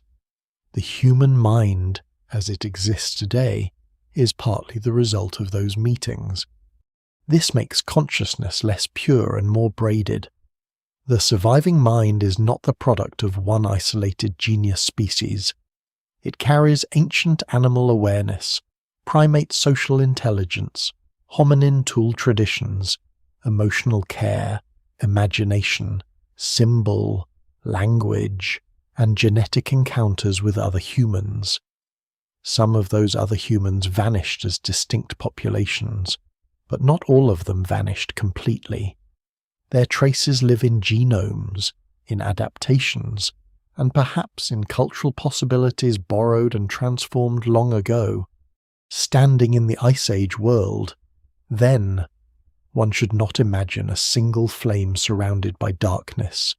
It is more accurate and more haunting to imagine many fires scattered across continents, some bright, some faint, some close enough for their smoke to mingle. Around them are different human groups, each awake in ways we can only partially reconstruct. Some will leave art, some will leave tools, some will leave DNA, some will leave almost nothing. The origin of consciousness is not only the story of how one mind became modern, it is the story of how many ancient minds approached the edge of meaning, and how only fragments of their inner world survived. The many fires of the Ice Age do not stay fixed. Human minds awaken while moving. They move through valleys, along rivers, across grasslands, around deserts, over mountains, beside coastlines, and eventually across waters that must have looked like borders to earlier eyes. This movement is not simply a background to consciousness. It is one of the forces that stretches it. A mind that remains in one familiar habitat can become exquisitely adapted to that habitat, but a mind forced again and again into new conditions must become flexible. It must compare, infer, remember, adjust, and sometimes carry old knowledge into places where old knowledge no longer works. The Pleistocene is a restless world. Ice grows across the northern continents and melts back. Sea levels fall, exposing plains that are now underwater, then rise again and erase them. Deserts expand and soften. Forests shift. Herds alter their routes. Rivers cut new paths. A place that supported life for generations can become dry, cold, crowded, flooded, or empty. Ancient humans and their relatives are not walking through a stable map. They are living inside a moving puzzle, and every environmental change tests the mind's ability to recognize pattern without becoming trapped by it. This is where adaptation becomes cognitive as much as physical. A body can adapt over generations through biology, but a mind can adapt within a lifetime through learning.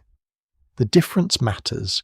Genetic change is slow, though powerful. Culture is faster.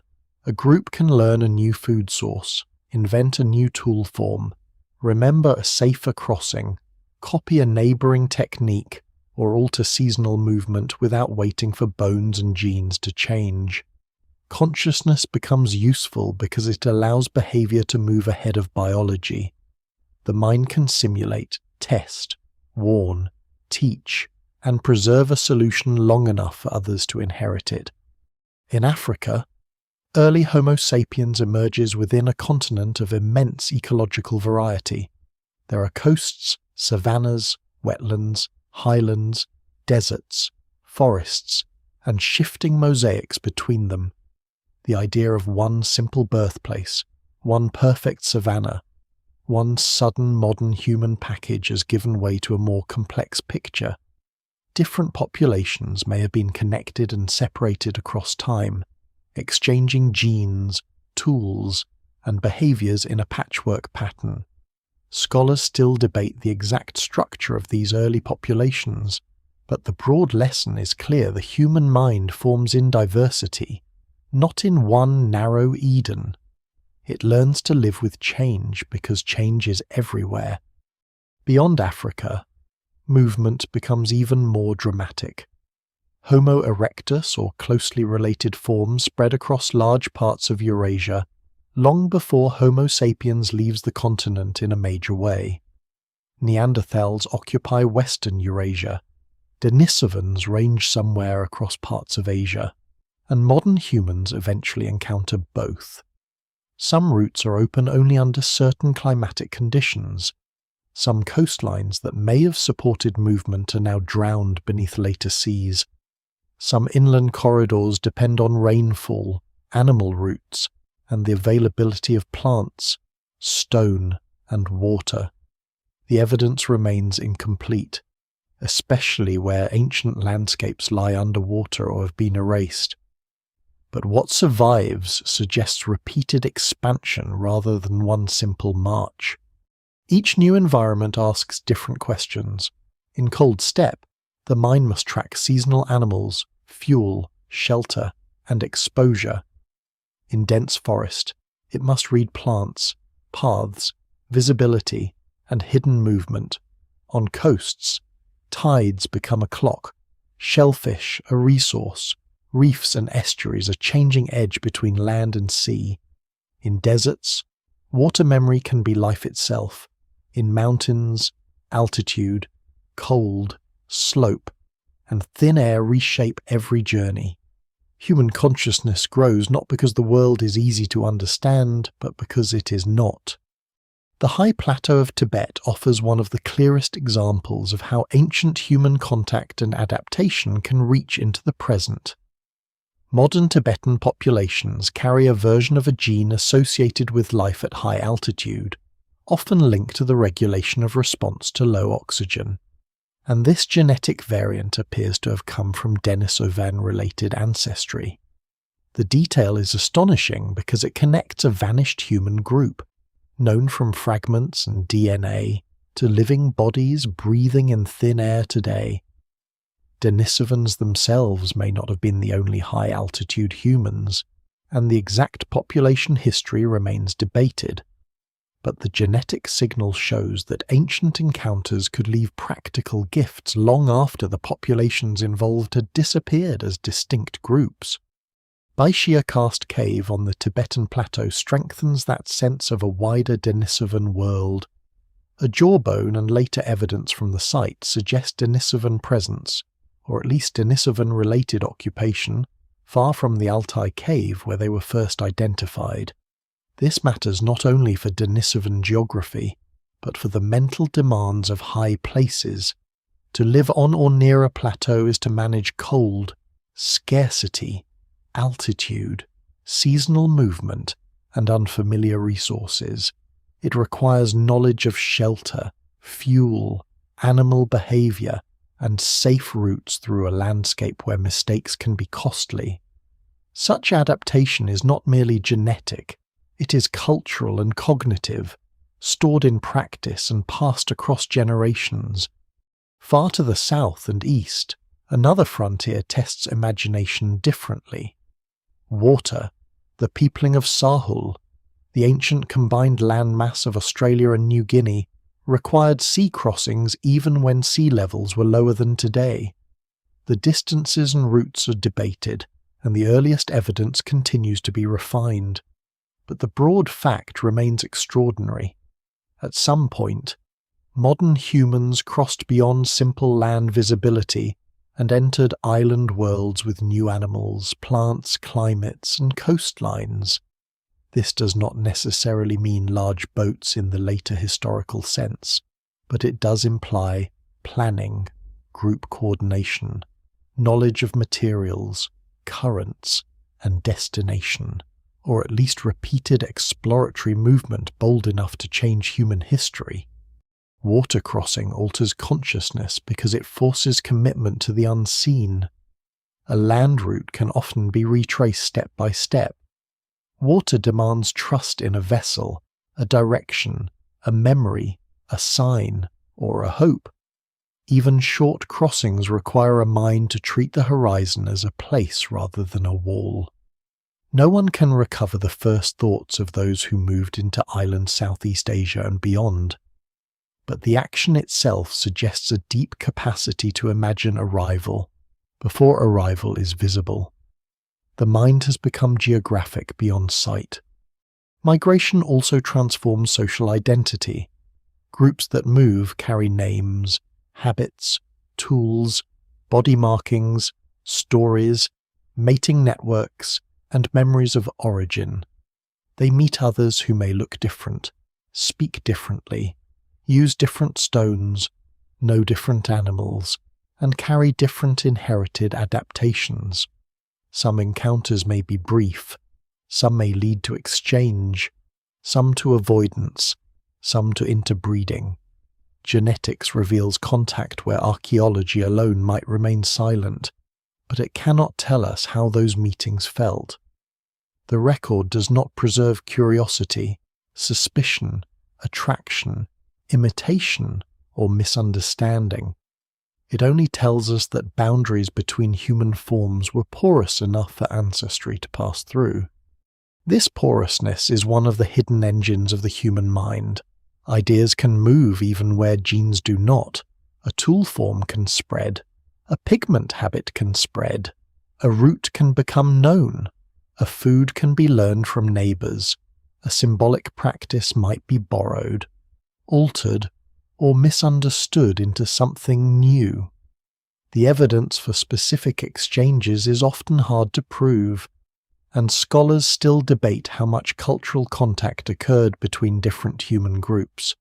But in principle, movement creates the possibility of minds changing other minds across difference. By this point in the story, consciousness is no longer just inner awareness. It is portable adaptation. It travels inside bodies and between them. It carries landscapes that are no longer present, techniques learned from the dead, warnings about places not yet reached, and inherited solutions to problems a single individual did not solve alone. The awakening mind becomes a moving archive, shaped by ice, altitude, sea, desert, forest, contact, and return. It is not awakened in stillness. It is awakened on the road, at the shore, near the pass, under strange stars, where the known world ends and the imagined one must be trusted. The moving mind leaves its clearest traces when motion stops long enough for something to be dropped, buried, broken, burned, or forgotten. A group arrives at a cave mouth, a river terrace, a stone outcrop, a shoreline, a sheltered hollow beneath cliffs. Hands work, fire blackens sediment, bones crack, tools are sharpened, used, discarded, repaired, carried away. Pigment stains a surface or a container. A tooth is lost. A fragment of bone is left where cold and chemistry may protect it. Then the group moves on, and the place begins its second life as an archive. Dust settles, animals enter, water seeps, layers form. Time presses everything downward. Tens of thousands of years later, archaeologists arrive and try to read consciousness through debris. This is where the mystery becomes both thrilling and frustrating. The ancient mind has become symbolic, social, mobile, and increasingly technical, but the record does not preserve it evenly. Stone survives, bone sometimes survives, charcoal may survive, shell may survive, DNA sometimes survives under rare conditions. Wood, fiber, skin, bark, spoken memory, gesture, song, scent, dance, and most daily emotion usually vanish. A world that may once have been filled with soft technologies and living performances reaches us mostly as hard leftovers. The result is distorted mirror. We see the durable edge, not the hand's warmth. We see the pigment, not the meaning. We see the cave, not the voice that may once have moved through it. Denisova Cave shows this problem with unusual force. Set in the Altai Mountains of Siberia, it is not a grand painted cathedral in the popular imagination, but scientifically it is one of the most important caves on Earth.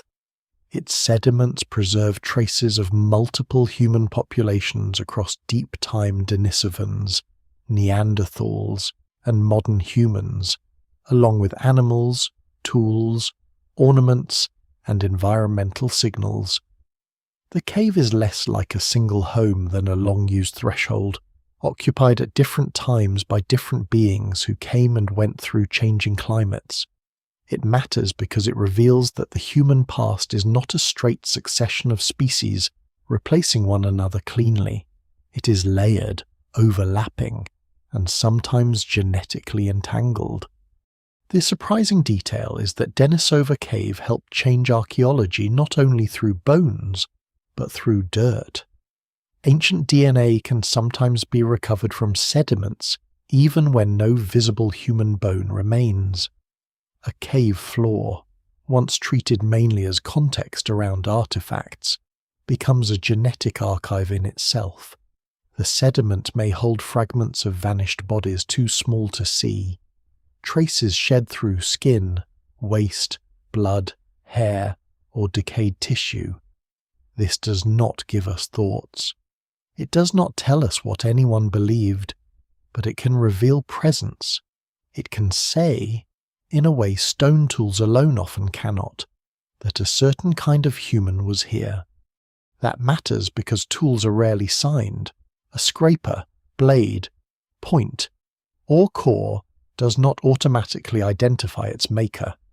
In regions where Neanderthals, Denisovans, and Homo sapiens may have occupied nearby landscapes at different times, assigning artifacts to a species becomes difficult unless bones, DNA, dating, and stratigraphy align. Similar tool forms can be made by different groups. Different tool forms can be made by the same group under different conditions. Cultural traditions can be learned, copied, altered, or converged upon independently. The evidence remains incomplete, and scholars still debate who made what in many layers of the Paleolithic world. This uncertainty is not a weakness of archaeology, it is part of its honesty. The desire to attach every object to a named human type is understandable, but prehistory resists clean labels. A beautiful ornament found in a cave layer may appear near Denisovan DNA, Neanderthal traces, or modern human presence, but proximity is not always proof. Sediments can shift, layers can be disturbed, objects can move. Later visitors can intrude into older deposits. Dating methods have margins of error. A cave used for tens of thousands of years is not a sealed room with one occupant. It is a crowded memory palace where time has rearranged some of the furniture. Yet the ambiguity also deepens the story. If Denisovans, Neanderthals, and Homo sapiens use some of the same places, if their genetic histories overlap, if their tools and ornaments appear in landscapes where identity is difficult to untangle, then consciousness itself becomes hard to divide by species. Culture may not have respected the taxonomic boundaries that modern science draws. A technique could pass from one group to another. A mating encounter could carry genes. A landscape memory could be shared, contested, or inherited. What survives in the record suggests that the Ice Age was not only an age of isolated populations, but also an age of contact zones. Technology adds another layer to the awakening mind because it stores intelligence outside the brain. A stone tool is not only an object, it is frozen procedure. It contains choices about raw material, angle, force, sequence, and intended use. A bone needle, where preserved in later context, suggests clothing, fitted coverings, shelters, containers, or other fiber technologies that mostly disappear. An ornament stores social attention. A hearth stores knowledge of fuel and heat. Adhesive stores chemical transformation. A blade tradition stores teaching. Material culture becomes external memory, allowing a group's knowledge to outlive any one individual's body. This external memory may be one of the quiet foundations of human consciousness as we know it. A mind that makes objects changes the world it later thinks inside. Tools alter hands, habits, diets, movements, and social roles. Fire alters night and food. Clothing alters climate range. Containers alter gathering and storage. Symbols alter identity. Once these things exist, each generation grows up in an environment already shaped by earlier minds. Culture becomes a second habitat. The young do not enter raw nature. They enter a world of prepared stones, known routes, established gestures, repeated sounds, familiar pigments, learned dangers, and inherited expectations.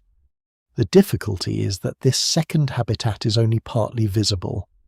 Archaeologists can map stone distributions, analyze residues, date charcoal, sequence DNA, identify pigments, and reconstruct climates. But much of ancient culture may have been carried in perishable forms: wood spears, woven bags, nets, cords, hides, mats, body painting, hair arrangements, plant medicines, rhythmic movement, and spoken traditions could have mattered enormously while leaving little or nothing behind. This means the visible record may underestimate the minds that made it. Silence is not absence. Sometimes silence is simply decay. At the same time, caution is necessary. It is easy to fill gaps with modern imagination and call the result ancient truth. A carved object need not be a sacred emblem.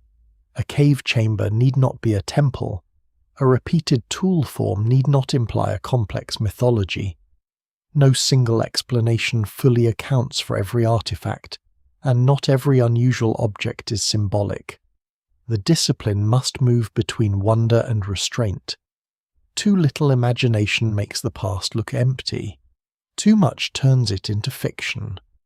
The most honest path is to say what the evidence supports, what it suggests, and where the darkness begins.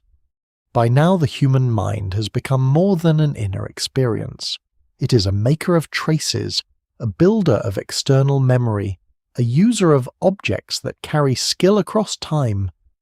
But its greatest works may be precisely the ones least likely to survive the spoken lesson, the shared joke, the warning at dusk, the gesture over a stone core, the remembered path described to someone younger, the song or rhythm that holds a group together while bodies work in unison. The archaeological record gives us fragments, and from those fragments a larger truth emerges carefully. Ancient consciousness did not only think, it arranged matter so that thought could remain in the world after the thinker had gone.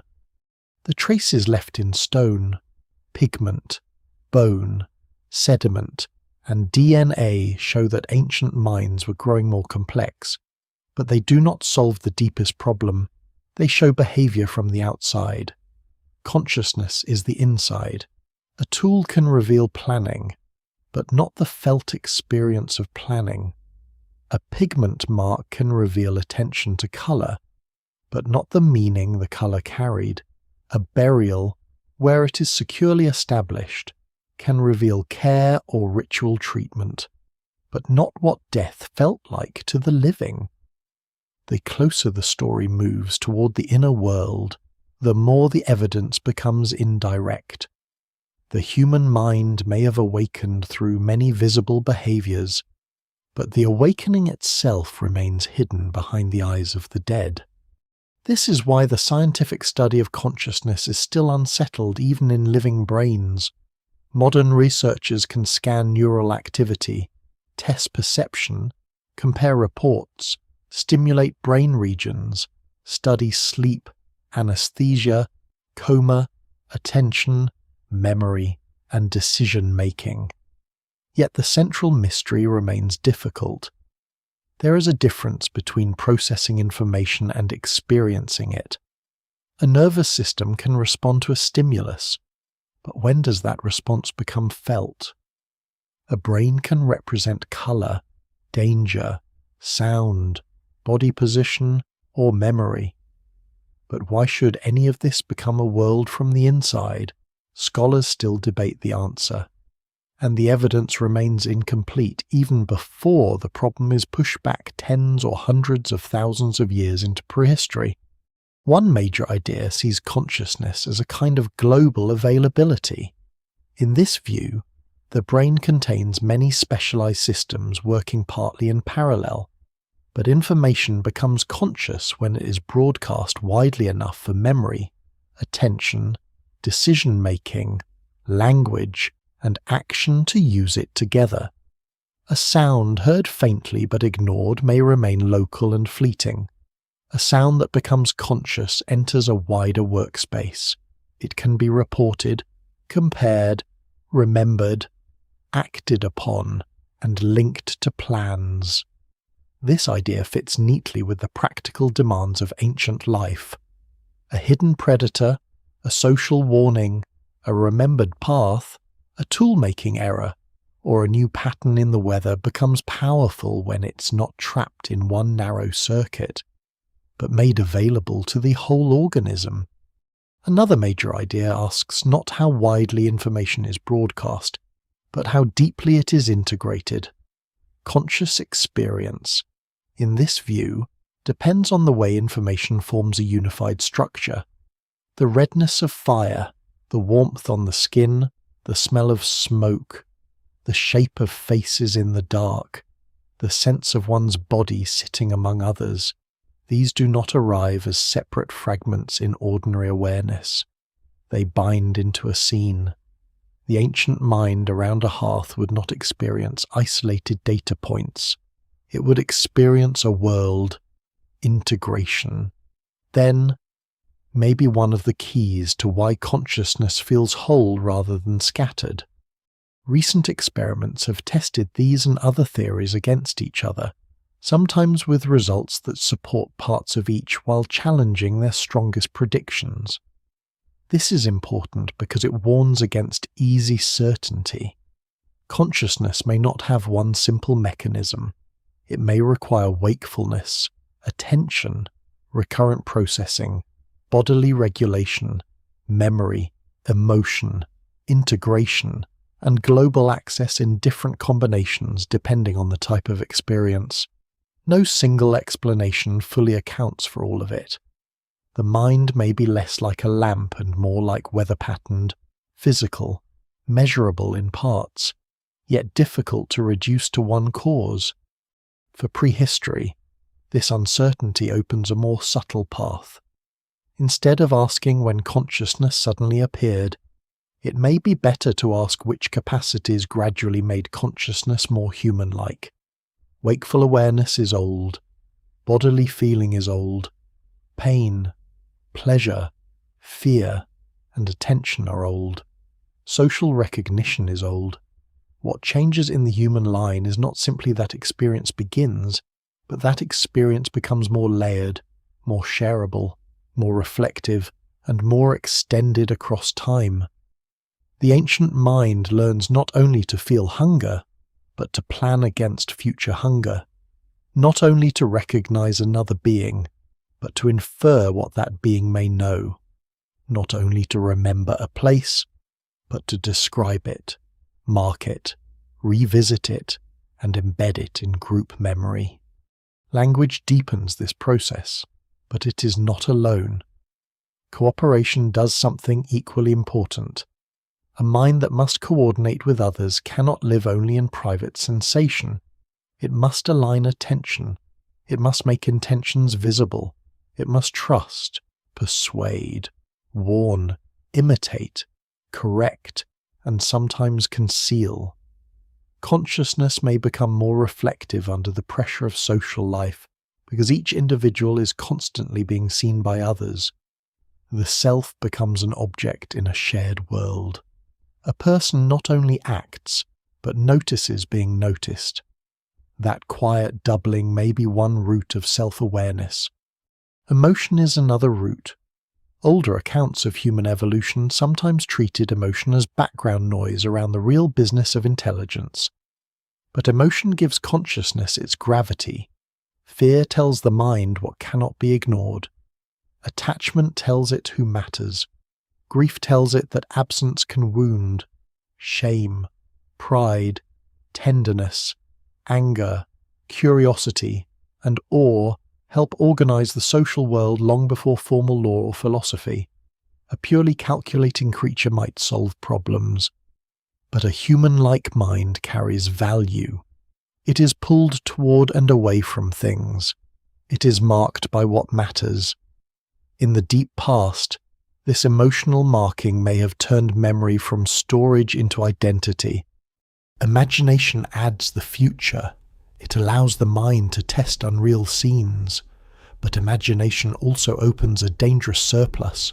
A creature that can imagine danger can prepare for it, but it can also fear what is not there. A creature that can imagine the absent can search, mourn, long, and hope. A creature that can imagine unseen causes can begin to explain storms, illness, dreams, luck, and death through patterns not directly visible. This is a soil from which mythic thinking may eventually grow, though it would be reckless to project later religious systems too far backward.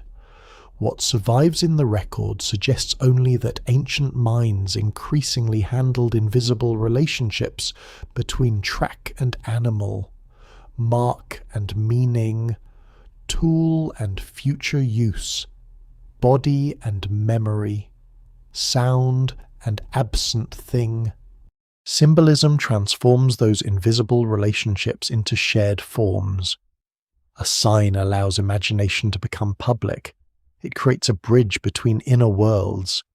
Once that bridge exists, culture can expand rapidly, because knowledge no longer depends only on direct demonstration or personal memory. A group can create a shared world of meanings that outlives the moment. The mind is then shaped not only by biology and environment, but by symbols inherited from others. Consciousness begins to wake inside culture. Yet the process remains uneven. Some populations may have had rich spoken traditions that left almost nothing durable. Some may have made impressive tools without abundant symbolic artifacts. Some may have painted, decorated, or buried in ways still undiscovered. Others may have lived highly aware, socially complex lives whose traces were erased by climate, sea level, soil chemistry, or time. The archaeological record is not a complete ladder of mental progress. It is a broken window through which only certain kinds of light enter. So the consciousness problem deepens rather than closes. The ancient mind cannot be explained by brain size alone, by language alone, by tools alone, by art alone, or by social life alone. It emerges from their convergence. A body awake in the world, a brain integrating experience, a group demanding attention to others, a memory reaching backward, an imagination reaching forward, a symbol allowing one mind to touch another, a voice making absence portable. The awakening is not a single invention, but a gathering of forces, each one making the inner world larger, until experience itself becomes something humans can remember, share, question, and transform. The ancient mind does not awaken in isolation. It awakens in contact, and contact is never simple. By the later Pleistocene, different human populations move through overlapping worlds, sometimes separated by mountains, deserts, glaciers, forests, and distance, sometimes drawn toward the same rivers, caves, animal roots, stone sources, and sheltered valleys. Homo sapiens expands beyond Africa into lands where other humans have already lived for immense spans of time. Neanderthals know Western Eurasia with a depth no newcomer could immediately possess. Denisovans, still ghostly in the record, occupy parts of Asia in ways that genetics continues to reveal more clearly than bone. These populations are not abstractions to one another. At least sometimes they meet. The evidence for these meetings is written most firmly in DNA. Modern humans outside Africa carry Neanderthal ancestry, usually in small percentages, and some present-day populations, especially in Oceania and parts of Asia, carry Denisovan ancestry as well. These are not myths of ancient encounter. They are biological facts preserved in living bodies. But genetics gives the outline without the atmosphere. It can show contact intimate enough to produce descendants. It can estimate broad patterns of admixture and inheritance. It can reveal that boundaries between human forms were porous. What it cannot recover is the look across a valley, the first sound of an unfamiliar voice, the caution of approach, the recognition of similarity, or the unease of difference. Those encounters may have varied enormously. Some could have been brief and distant, marked only by awareness that others were nearby. Some may have involved exchange of tools, ornaments, roots, materials, or techniques. Some may have been tense. Some may have been cooperative. Some became intimate enough to leave genetic descendants. Scholars still debate how often these interactions occurred, how structured they were, and how much cultural exchange accompanied biological exchange. The evidence remains incomplete, and it is important not to turn the Ice Age into a simple romance of peaceful blending or a simple tragedy of conflict. Human contact is rarely one thing. Yet even cautious reconstruction suggests that meeting another kind of human would have tested consciousness in a powerful way. A Neanderthal encountering Homo sapiens, or a modern human encountering Denisovan-related groups somewhere in Asia, would not be meeting an animal in the ordinary sense. The other being might make tools, use fire, move in groups, understand landscape, react socially, communicate, and perhaps carry ornaments or marks of identity. The other might be strange and familiar at once. That mixture is cognitively demanding. It forces a mind to revise categories. It asks whether the face across the distance is enemy, kin, prey, rival, partner, spirit, stranger, or something for which no inherited category is ready. This is one of the hidden ways contact can change a mind. Consciousness deepens when the world refuses old divisions. The self becomes clearer when confronted by another self that is similar but not the same. A group's habits become visible when another group does things differently. A tool tradition that once seemed simply natural becomes one method among others. A sound system, gesture, ornament, or body form becomes a marker of identity because it is no longer universal. Difference creates reflection. The ancient mind may have become more aware of itself partly because it encountered other ways of being human. The surprising detail is that some inherited DNA from these encounters was not merely a trace of the past, but useful in later survival. Neanderthal genetic variance has been associated in modern populations with aspects of immunity, skin, hair, metabolism, and disease risk, though the effects are complex and often small. Denisovan-related ancestry contributed variants linked to high-altitude adaptation in Tibetans, allowing better survival in thin air. These inheritances remind us that contact was not only cultural or emotional, it entered the body. Vanished populations became part of the biological toolkit of those who survived after them. Disappearance, in this sense, was not absolute. It was partly absorption. Cultural absorption is harder to prove but impossible to ignore as a possibility. If groups met often enough to exchange genes, they may also have exchanged knowledge, a route through mountains, a local plant use, a stone source, a method of hafting, a way to prepare hides, a pattern of ornament, a gesture of warning, a sound associated with a place. The archaeological record rarely allows firm attribution, and similar behaviors can arise independently. But the possibility of learning across human groups fits what is known of human flexibility. Minds do not only inherit from ancestors, they borrow from neighbors. Still, contact may also have exposed differences in population size, mobility, social networks, and adaptability. Homo sapiens populations appear, in many contexts, to have maintained wider exchange networks and increasingly flexible symbolic systems, though this varied by region and time. Neanderthal groups may often have been smaller and more isolated, especially under harsh climatic conditions, making them more vulnerable to demographic stress. Denisovan populations, spread across Asia in ways still poorly understood, may have been fragmented into local groups whose histories differed greatly. No single explanation fully accounts for why some lineages disappeared while one survived globally, but contact likely played a role not simply as competition, but as entanglement. The emotional consequences are unrecoverable, but they are worth approaching with restraint. Imagine not a battle scene, not a dramatic confrontation, but a quieter encounter near a river or cave edge. Smoke rises from one group's fire, another group has already seen it. Tracks overlap near water. A discarded tool is noticed, made with a technique slightly unfamiliar.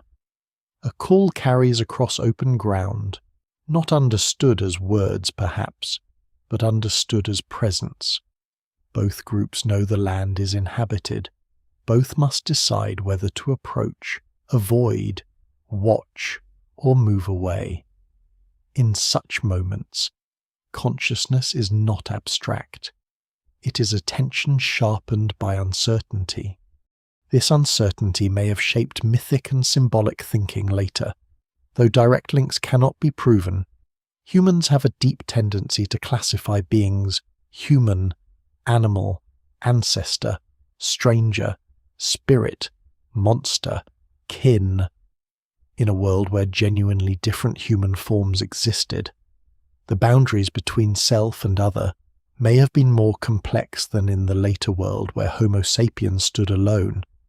It would be unsupported to claim that memories of Neanderthals or Denisovans survived directly into later myths, but the lived reality of encountering other human forms would have made the Pleistocene social imagination wider, stranger, and more layered than a single species world. By the end of these encounters, the human family tree is no longer a tree in the old sense. It is a braided river. Branches split, run apart, rejoin, carry sediment from one channel into another, and leave dry beds behind. Neanderthals vanish as a distinct population, but not completely. Denisovans vanish from sight, but not from genomes. Homo sapiens survives, but not untouched. The mind that continues into the present is therefore not the pure product of one isolated line. It is a survivor of meetings. And somewhere inside those meetings, consciousness becomes more than the awareness of a landscape or a group. It becomes awareness in a world of other possible humans, other bodies with other inherited skills, other faces around other fires, other memories of the same continent. The ancient mind looks outward and finds not emptiness, but kinship, difference, danger, attraction, and mystery. It is in that complicated recognition that the story of awakening becomes less like the rise of one species and more like the last echo of a vanished conversation. For a long time, Disappearance was treated as an ending. A species vanished, a culture collapsed, a people moved away, a language was no longer spoken, and the story seemed to close like a cave mouth blocked by falling stone. But in prehistory, disappearance is rarely so clean. The vanished may leave bones, tools, pigments, hearths, genes, paths, or ideas absorbed into others. They may disappear as a nameable group while continuing as fragments inside survivors. The ancient mind is shaped by this strange rule: nothing living escapes time, but not everything that disappears is entirely gone. Neanderthals are the most familiar example. For hundreds of thousands of years they endure across Western Eurasia, adapting to cold landscapes, warm intervals, forests, steppe, coastlines, mountains, and caves. Then, sometime after modern humans spread more widely into their world, Neanderthals vanish as a distinct population. The exact timing varies by region, and the final centuries or millennia remain difficult to reconstruct. Their disappearance was probably not one event. It was not a single last campfire going dark across the whole continent at once. It was more likely a drawn-out process of shrinking populations, local extinctions, climate stress, ecological change, competition, possible disease, interbreeding, and absorption. No single explanation fully accounts for it. Climate instability mattered, but Neanderthals had survived earlier climate swings. Competition with Homo sapiens may have mattered, but competition can mean many things: pressure on resources, faster innovation, wider exchange networks, larger population size, different mobility, or simply more flexible social links. Violence is not needed as the central explanation, and the record does not support turning the story into a simple war. More haunting is the possibility of demographic fragility. Small groups can disappear through bad luck, isolation, low birth rates, accidents, failed seasons, and the loss of knowledge when too few people remain to carry it. A population does not need to be defeated dramatically to vanish. It only needs, generation by generation, to stop replacing itself. Denisovans are even more difficult because their disappearance is harder to see. They enter science through DNA, and they leave through DNA. There is no final Denisovan village, no last known Denisovan skeleton, no clear cultural horizon where their tools suddenly stop. Their range may have been broad, stretching from Siberia to the Tibetan Plateau and perhaps into other parts of Asia, but the physical record remains astonishingly thin. This thinness makes every conclusion provisional. Scholars still debate how many Denisovan populations existed, how different they were from one another, where they lived, how they moved, and when they disappeared as distinct groups. The evidence remains incomplete, and in some regions it may be waiting in sediments, caves, museum drawers, or genomes not yet studied. Their disappearance may have resembled the Neanderthal pattern in one important way: not a clean extinction, but a fading through fragmentation and absorption. Denisovan ancestry survives in some living populations today, especially in Oceania and parts of Asia, with multiple Denisovan-related ancestry signals suggesting contact with different Denisovan-like groups. That means at least some Denisovan populations met modern humans and contributed to later human lineages. The vanished became inherited. The body of the present carries a trace of the body that disappeared. The surprising detail is that extinction and inheritance can happen at the same time. A population can vanish as a distinct social and biological community, while parts of its genome continue for tens of thousands of years. This complicates the emotional shape of prehistory. To say Denisovans disappeared is true. To say they left nothing is false. To say they live on unchanged is also false. Their survival is partial, transformed, scattered, and silent. They are not walking beside us. Yet some of their adaptations still work inside living bodies. In Tibet, a Denisovan-related genetic inheritance helps tell the story of high-altitude life. In Oceania, larger Denisovan ancestry reflects deep encounters somewhere in the vast and complicated geography of ancient Asia and island worlds. The ghost is not metaphor only, it is molecular. But what about mind? Did any Denisovan way of seeing the world survive culturally, not just genetically? Here the evidence becomes almost unreachable. Genes can persist in a measurable way. A tool technique, story, gesture, ornament habit, or ecological practice can vanish without leaving a signature, or survive so transformed that no one can identify its source. It is possible that modern humans learned from other human groups. It is possible that some local knowledge passed across contact zones. It is also possible that many such exchanges left no detectable trace. What survives in the record suggests entanglement, but the contents of that entanglement remain mostly hidden. The disappearance of other human forms may have altered Homo sapiens' consciousness in a way that is rarely considered. For most of its early history, our species lived in a world where human was plural. There were other faces, other bodies, other inherited ways of living, perhaps other voices and meanings. Then, gradually, that plurality ended. Homo sapiens became the only surviving human species. This aloneness is recent in the scale of evolution. It may have shaped later human imagination profoundly, though direct evidence is impossible.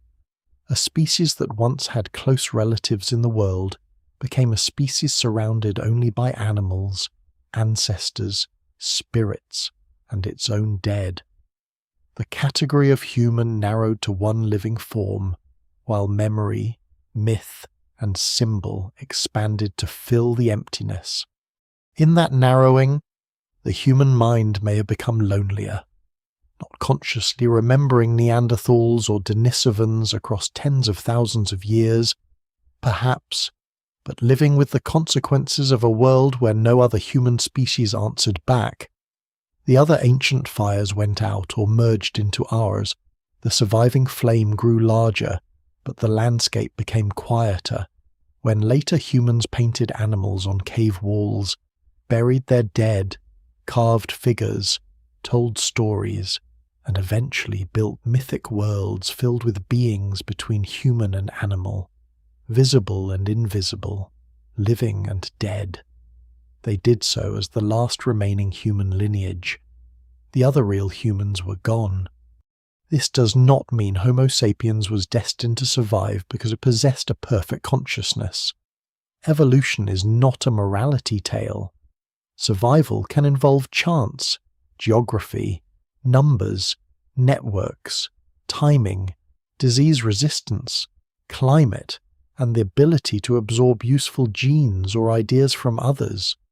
Modern humans were not chosen because history recognized them as superior. They survived because a changing world, in combination with their biology and culture, allowed them to expand where others dwindled.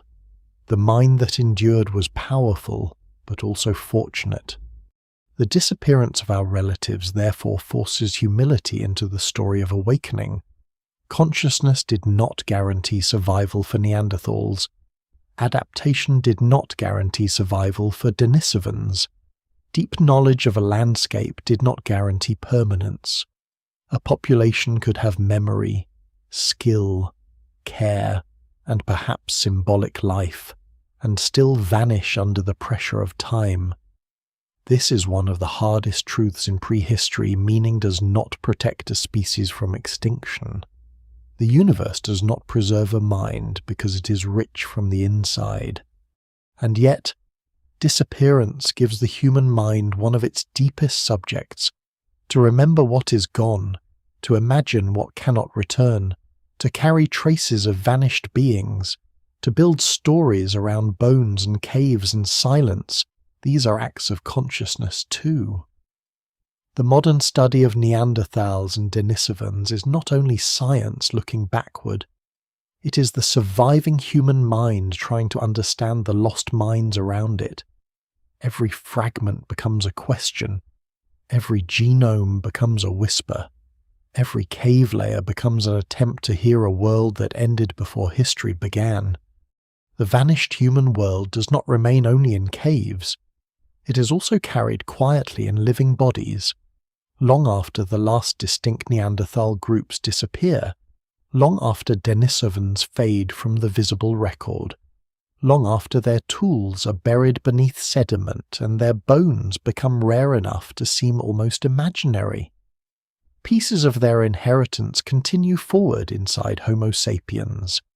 The modern human mind looks out through eyes shaped mostly by its own lineage, speaks with languages born long after the Ice Age, and builds worlds no Neanderthal or Denisovan could have known. Yet the body beneath that mind is not untouched. It carries traces of encounters that happened before history, before writing, before any people could name themselves as the only humans left. This is one of the great reversals brought by ancient DNA. The old story imagined replacement modern humans spread, archaic humans vanished, and the line between them stayed clean. Genetics broke that line. Most people with ancestry outside sub-Saharan Africa carry a small amount of Neanderthal ancestry. Some populations in Oceania and parts of Asia carry Denisovan-related ancestry as well, sometimes in higher proportions than Neanderthal ancestry. These numbers vary, and they do not mean that living people are partly Neanderthal or Denisovan in any simple cultural sense. They mean that ancient interbreeding left fragments of DNA that survived through generations because real people had children, and those children carried the mixed inheritance forward. The surprising detail is how practical some of that inheritance appears to be. Certain Neanderthal variants have been linked with immune responses, skin and hair traits, metabolism, and even disease susceptibility in modern environments. Some may have helped early Homo sapiens adapt to Eurasian pathogens or climates. Others may carry costs today under conditions very different from the Ice Age. Denisovan-related ancestry offers one of the clearest examples of adaptive legacy through the high-altitude variant associated with Tibetan populations, helping regulate the body's response to low oxygen in thin mountain air. A vanished population's genetic contribution becomes, in a living person, the ability to breathe more effectively where the sky is high and cold. This does not mean Neanderthals or Denisovans gifted modern humans a ready-made consciousness, or that complex traits can be reduced to a few dramatic genes. The mind is not inherited like a single tool. It emerges from thousands of genes interacting with development, environment, culture, nutrition, language, memory, and social life. Scholars still debate the effects of many archaic variants, and the evidence remains incomplete. But the genetic legacy matters because it turns vanished humans from museum figures into biological participants in the present. They are not merely behind us, in small, altered, uneven ways. They are within us. The question of whether archaic DNA affects the modern brain is especially delicate. Some inherited variants may influence aspects of neural development, immunity in the brain, sleep patterns, mood-related traits, or other biological systems connected indirectly to cognition. But such findings are complex, statistical, and easily exaggerated. It would be misleading to claim that a Neanderthal fragment makes someone more creative, more primitive, more emotional, or more ancient in spirit. Human behavior does not work that way. Still, the fact that some archaic variants are active in tissues and systems relevant to the brain reminds us that the evolutionary story of the mind did not end with separation. Contact left biological threads, and some of those threads may have subtly shaped the surviving human body that supports consciousness. Yet the deeper legacy may not be genetic at all. It may be the lesson that the human mind was never alone in becoming human. Neanderthals and Denisovans force modern consciousness to look at itself differently. They remove the comfort of a clean ladder. They show that intelligence, care, adaptation, and perhaps symbolic life were not the private property of one triumphant species.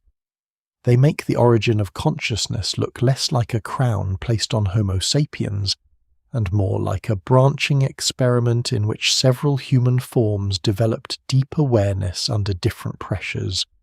Only one lineage remains, but the vanished ones still define the shape of the question.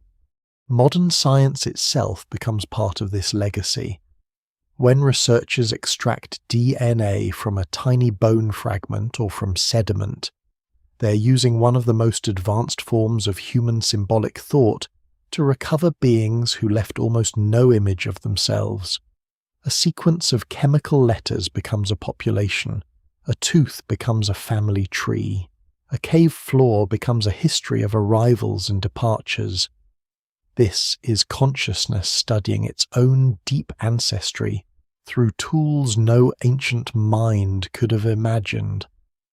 The same capacity that once allowed a hand to see a future edge inside a stone now allows scientists to see a vanished population inside a molecule. There is a strange intimacy in this. Ancient DNA is not a myth, not a painted figure, not a heroic ancestor carved in stone. It is evidence made of biological remnants, read by machines, interpreted by statistics, and placed into stories by human minds hungry for origins. The process is cold in method and deeply emotional in consequence. It tells us that the past is not fully past. It tells us that the self is older than memory. It tells us that every living human carries a history no individual can personally remember. This changes the meaning of awakening. If consciousness is partly the ability to know oneself in time, then ancient DNA has expanded the time in which the human self exists. A person alive today can learn that their body contains traces of Ice Age contact. They can know that their species was once one human form among several. They can understand that survival was not purity, but mixture, movement, and adaptation. This is a modern form of self-awareness built from prehistoric evidence. The mind awakens again when it discovers the older minds that helped shape it. There is also humility in the genetic record. The amount of Neanderthal or Denisovan ancestry in living people is small, fragmented, and filtered by selection and chance. Entire lives, languages, memories, and social worlds vanished while only scattered DNA remained. A genome can tell us that contact happened, but not what songs were sung, what fears were shared, what names were used, or what meanings filled a firelit night. The biological trace is powerful, but it is also a reminder of everything lost. What survives in the record suggests connection. What does not survive is almost immeasurable. The ghosts inside us, then, are not ghosts in the supernatural sense. They are inheritances, absences, questions, and fragments. They are the Neanderthal variant that may once have mattered in a cold land, the Denisovan-related adaptation that helps at altitude, the silent proof that different human groups met and left descendants, the intellectual shock that humans were plural before they were alone, the moral unease of knowing that other aware beings, close to us and yet different, disappeared without leaving their own account of the world.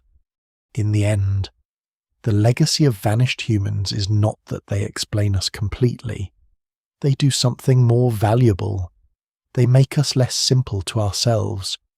They show that the human mind is a survivor, but not an isolated miracle. It is a gathering place for ancient biology, social inheritance, lost encounters, and the long pressure of environments that no longer exist.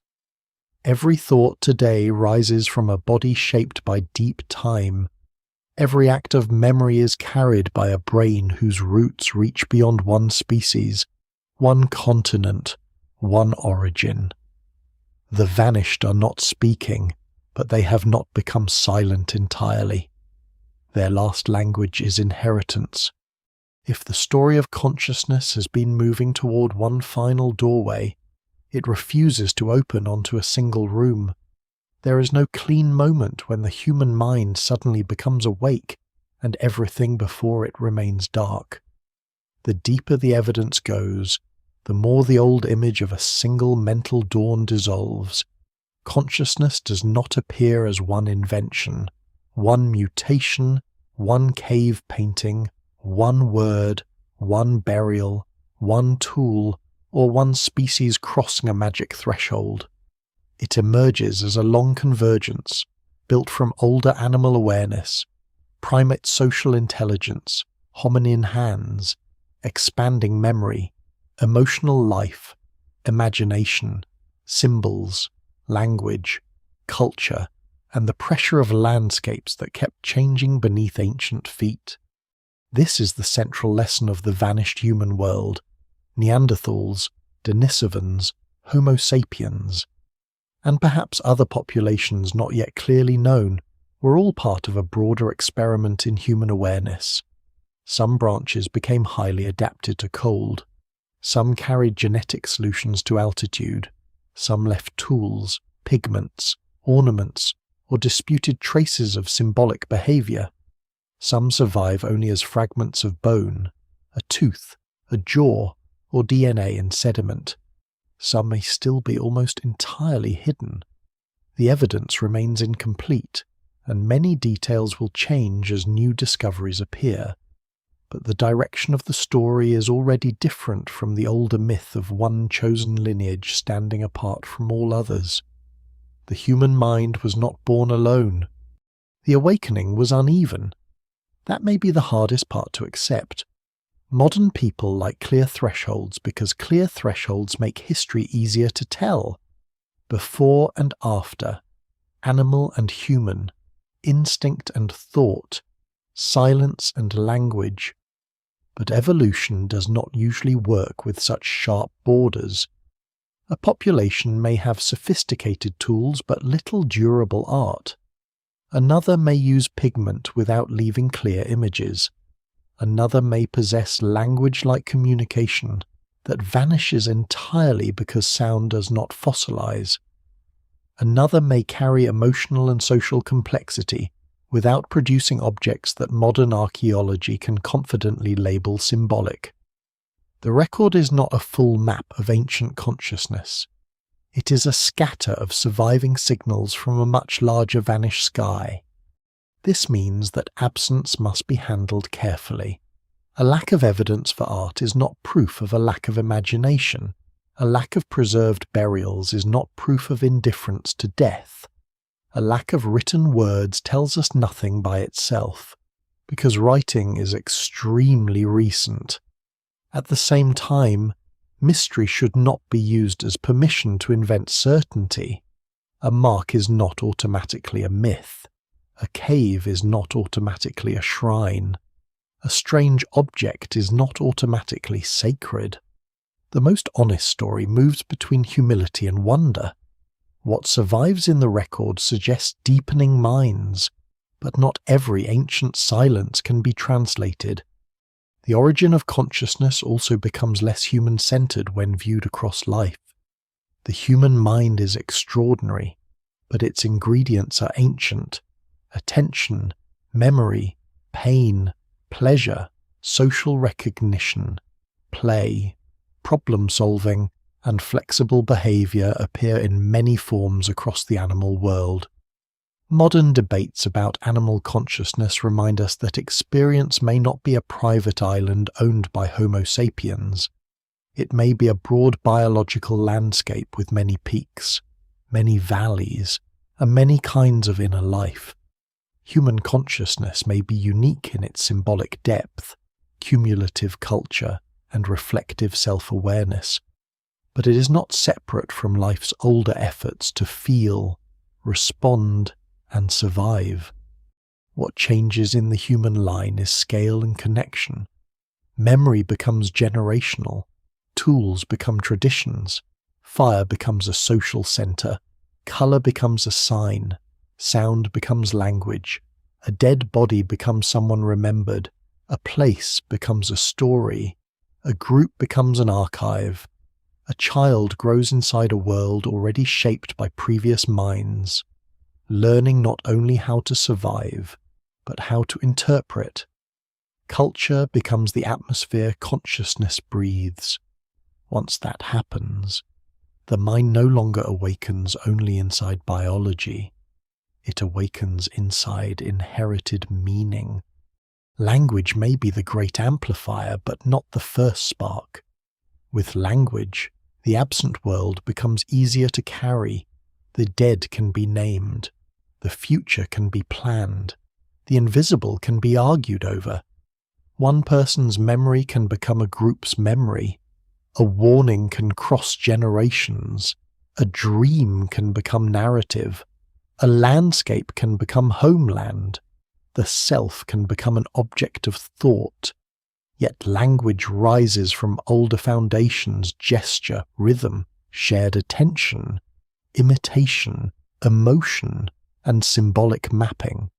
It is a crown made from earlier roots. The mind that eventually builds temples, laws, astronomy, music, agriculture, mathematics. And myth is the same kind of mind that once watched smoke at the mouth of a cave and tried to understand what was coming.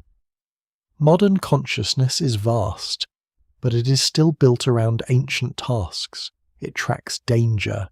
It seeks belonging. It remembers loss. It imagines tomorrow. It turns the unknown into pattern.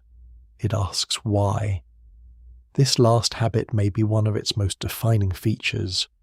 A human mind does not only live in the world, it tries to explain the world, and then tries to explain itself doing the explaining. That is why the origins of consciousness remain so haunting. The investigator and the mystery are made of the same thing. A conscious mind studies the deep past in order to understand how conscious minds became possible. It uses language to ask how language began. It uses imagination to reconstruct the birth of imagination. It uses memory to think about beings whose own memories are gone. There is a strange loop here, almost like looking into a dark cave and realizing that the darkness is also inside the observer. No single explanation fully accounts for this. Not brain size alone, not tools alone, not social life alone, not language alone, not symbols alone. The awakening of the human mind was likely an accumulation of thresholds, each one widening the inner world a little more. First the body feels, then it remembers, then it anticipates, then it reads others, then it imagines absence, then it makes marks, then it shares sounds, then it tells stories, then it asks what it is. At no point does the process become simple. At no point does it stop completely. The final image, then, is not a lightning strike in the prehistoric dark. It is a long chain of fires spread across deep time. Some burn in Africa beside ancient rivers. Some burn in Eurasian caves where Neanderthals endure the cold. Some burn in the Altai, where Denisovan traces sink into sediment. Some burn on vanished coastlines now drowned by rising seas. Some burn in mountain air where inherited genes help later humans breathe. Many go out, some merge. One lineage remains, carrying pieces of others, carrying tools, language, memory, and a restless inner light that still does not fully understand itself. And so the story slows, not because the mystery is solved, but because the trail has reached the edge of what can be known. The bones grow fewer, the fires fade into ash, the cave layers sink beneath dust. The voices that once named rivers, animals, companions, dangers, dreams, and the dead have vanished into air so completely that no instrument can recover them. Yet something remains, a shaped stone, a stain of pigment, a tooth, a fragment of DNA, a handprint on a wall, a living breath in thin mountain air, a question that refuses to die. The human mind may not have awakened once. It may have awakened again and again, in small increments, inside many bodies and many groups. Whenever memory reached beyond the present, whenever one being understood something of another, whenever a mark held meaning after the hand had moved away, whenever sound carried absence into the circle of the living, consciousness was not a sunrise over an empty world. It was a slow brightening through fog. To look back now is to feel both pride and unease. Pride, because the mind became capable of art, care, science, story, and self-knowledge. Unease, because the same mind is fragile, dependent on flesh, culture, language, and memory. It can vanish. Whole ways of seeing the world have vanished before. Neanderthal thoughts are gone. Denisovan songs, if they had songs, are gone. The dreams of countless Homo sapiens groups are gone. History remembers almost nothing compared with what was lived. But the silence is not empty. It is full of pressure, like a cave before dawn. Every ancient trace says that someone was here, awake in a way we can only partly imagine, moving through cold, hunger, kinship, fear, skill, colour, firelight, and time. They did not know they were the beginning of anything. They simply lived inside the growing mystery. And now, long after them, the same mystery looks out through us. The mind asks where it came from, and the answer returns slowly. From stone, from bone, from darkness, from inheritance. It came from life learning to remember. It came from bodies learning to care. It came from hands, fires, voices, and vanished worlds. It came from the long night behind us, where something opened its eyes, saw more than the present, and began to carry the unseen forward.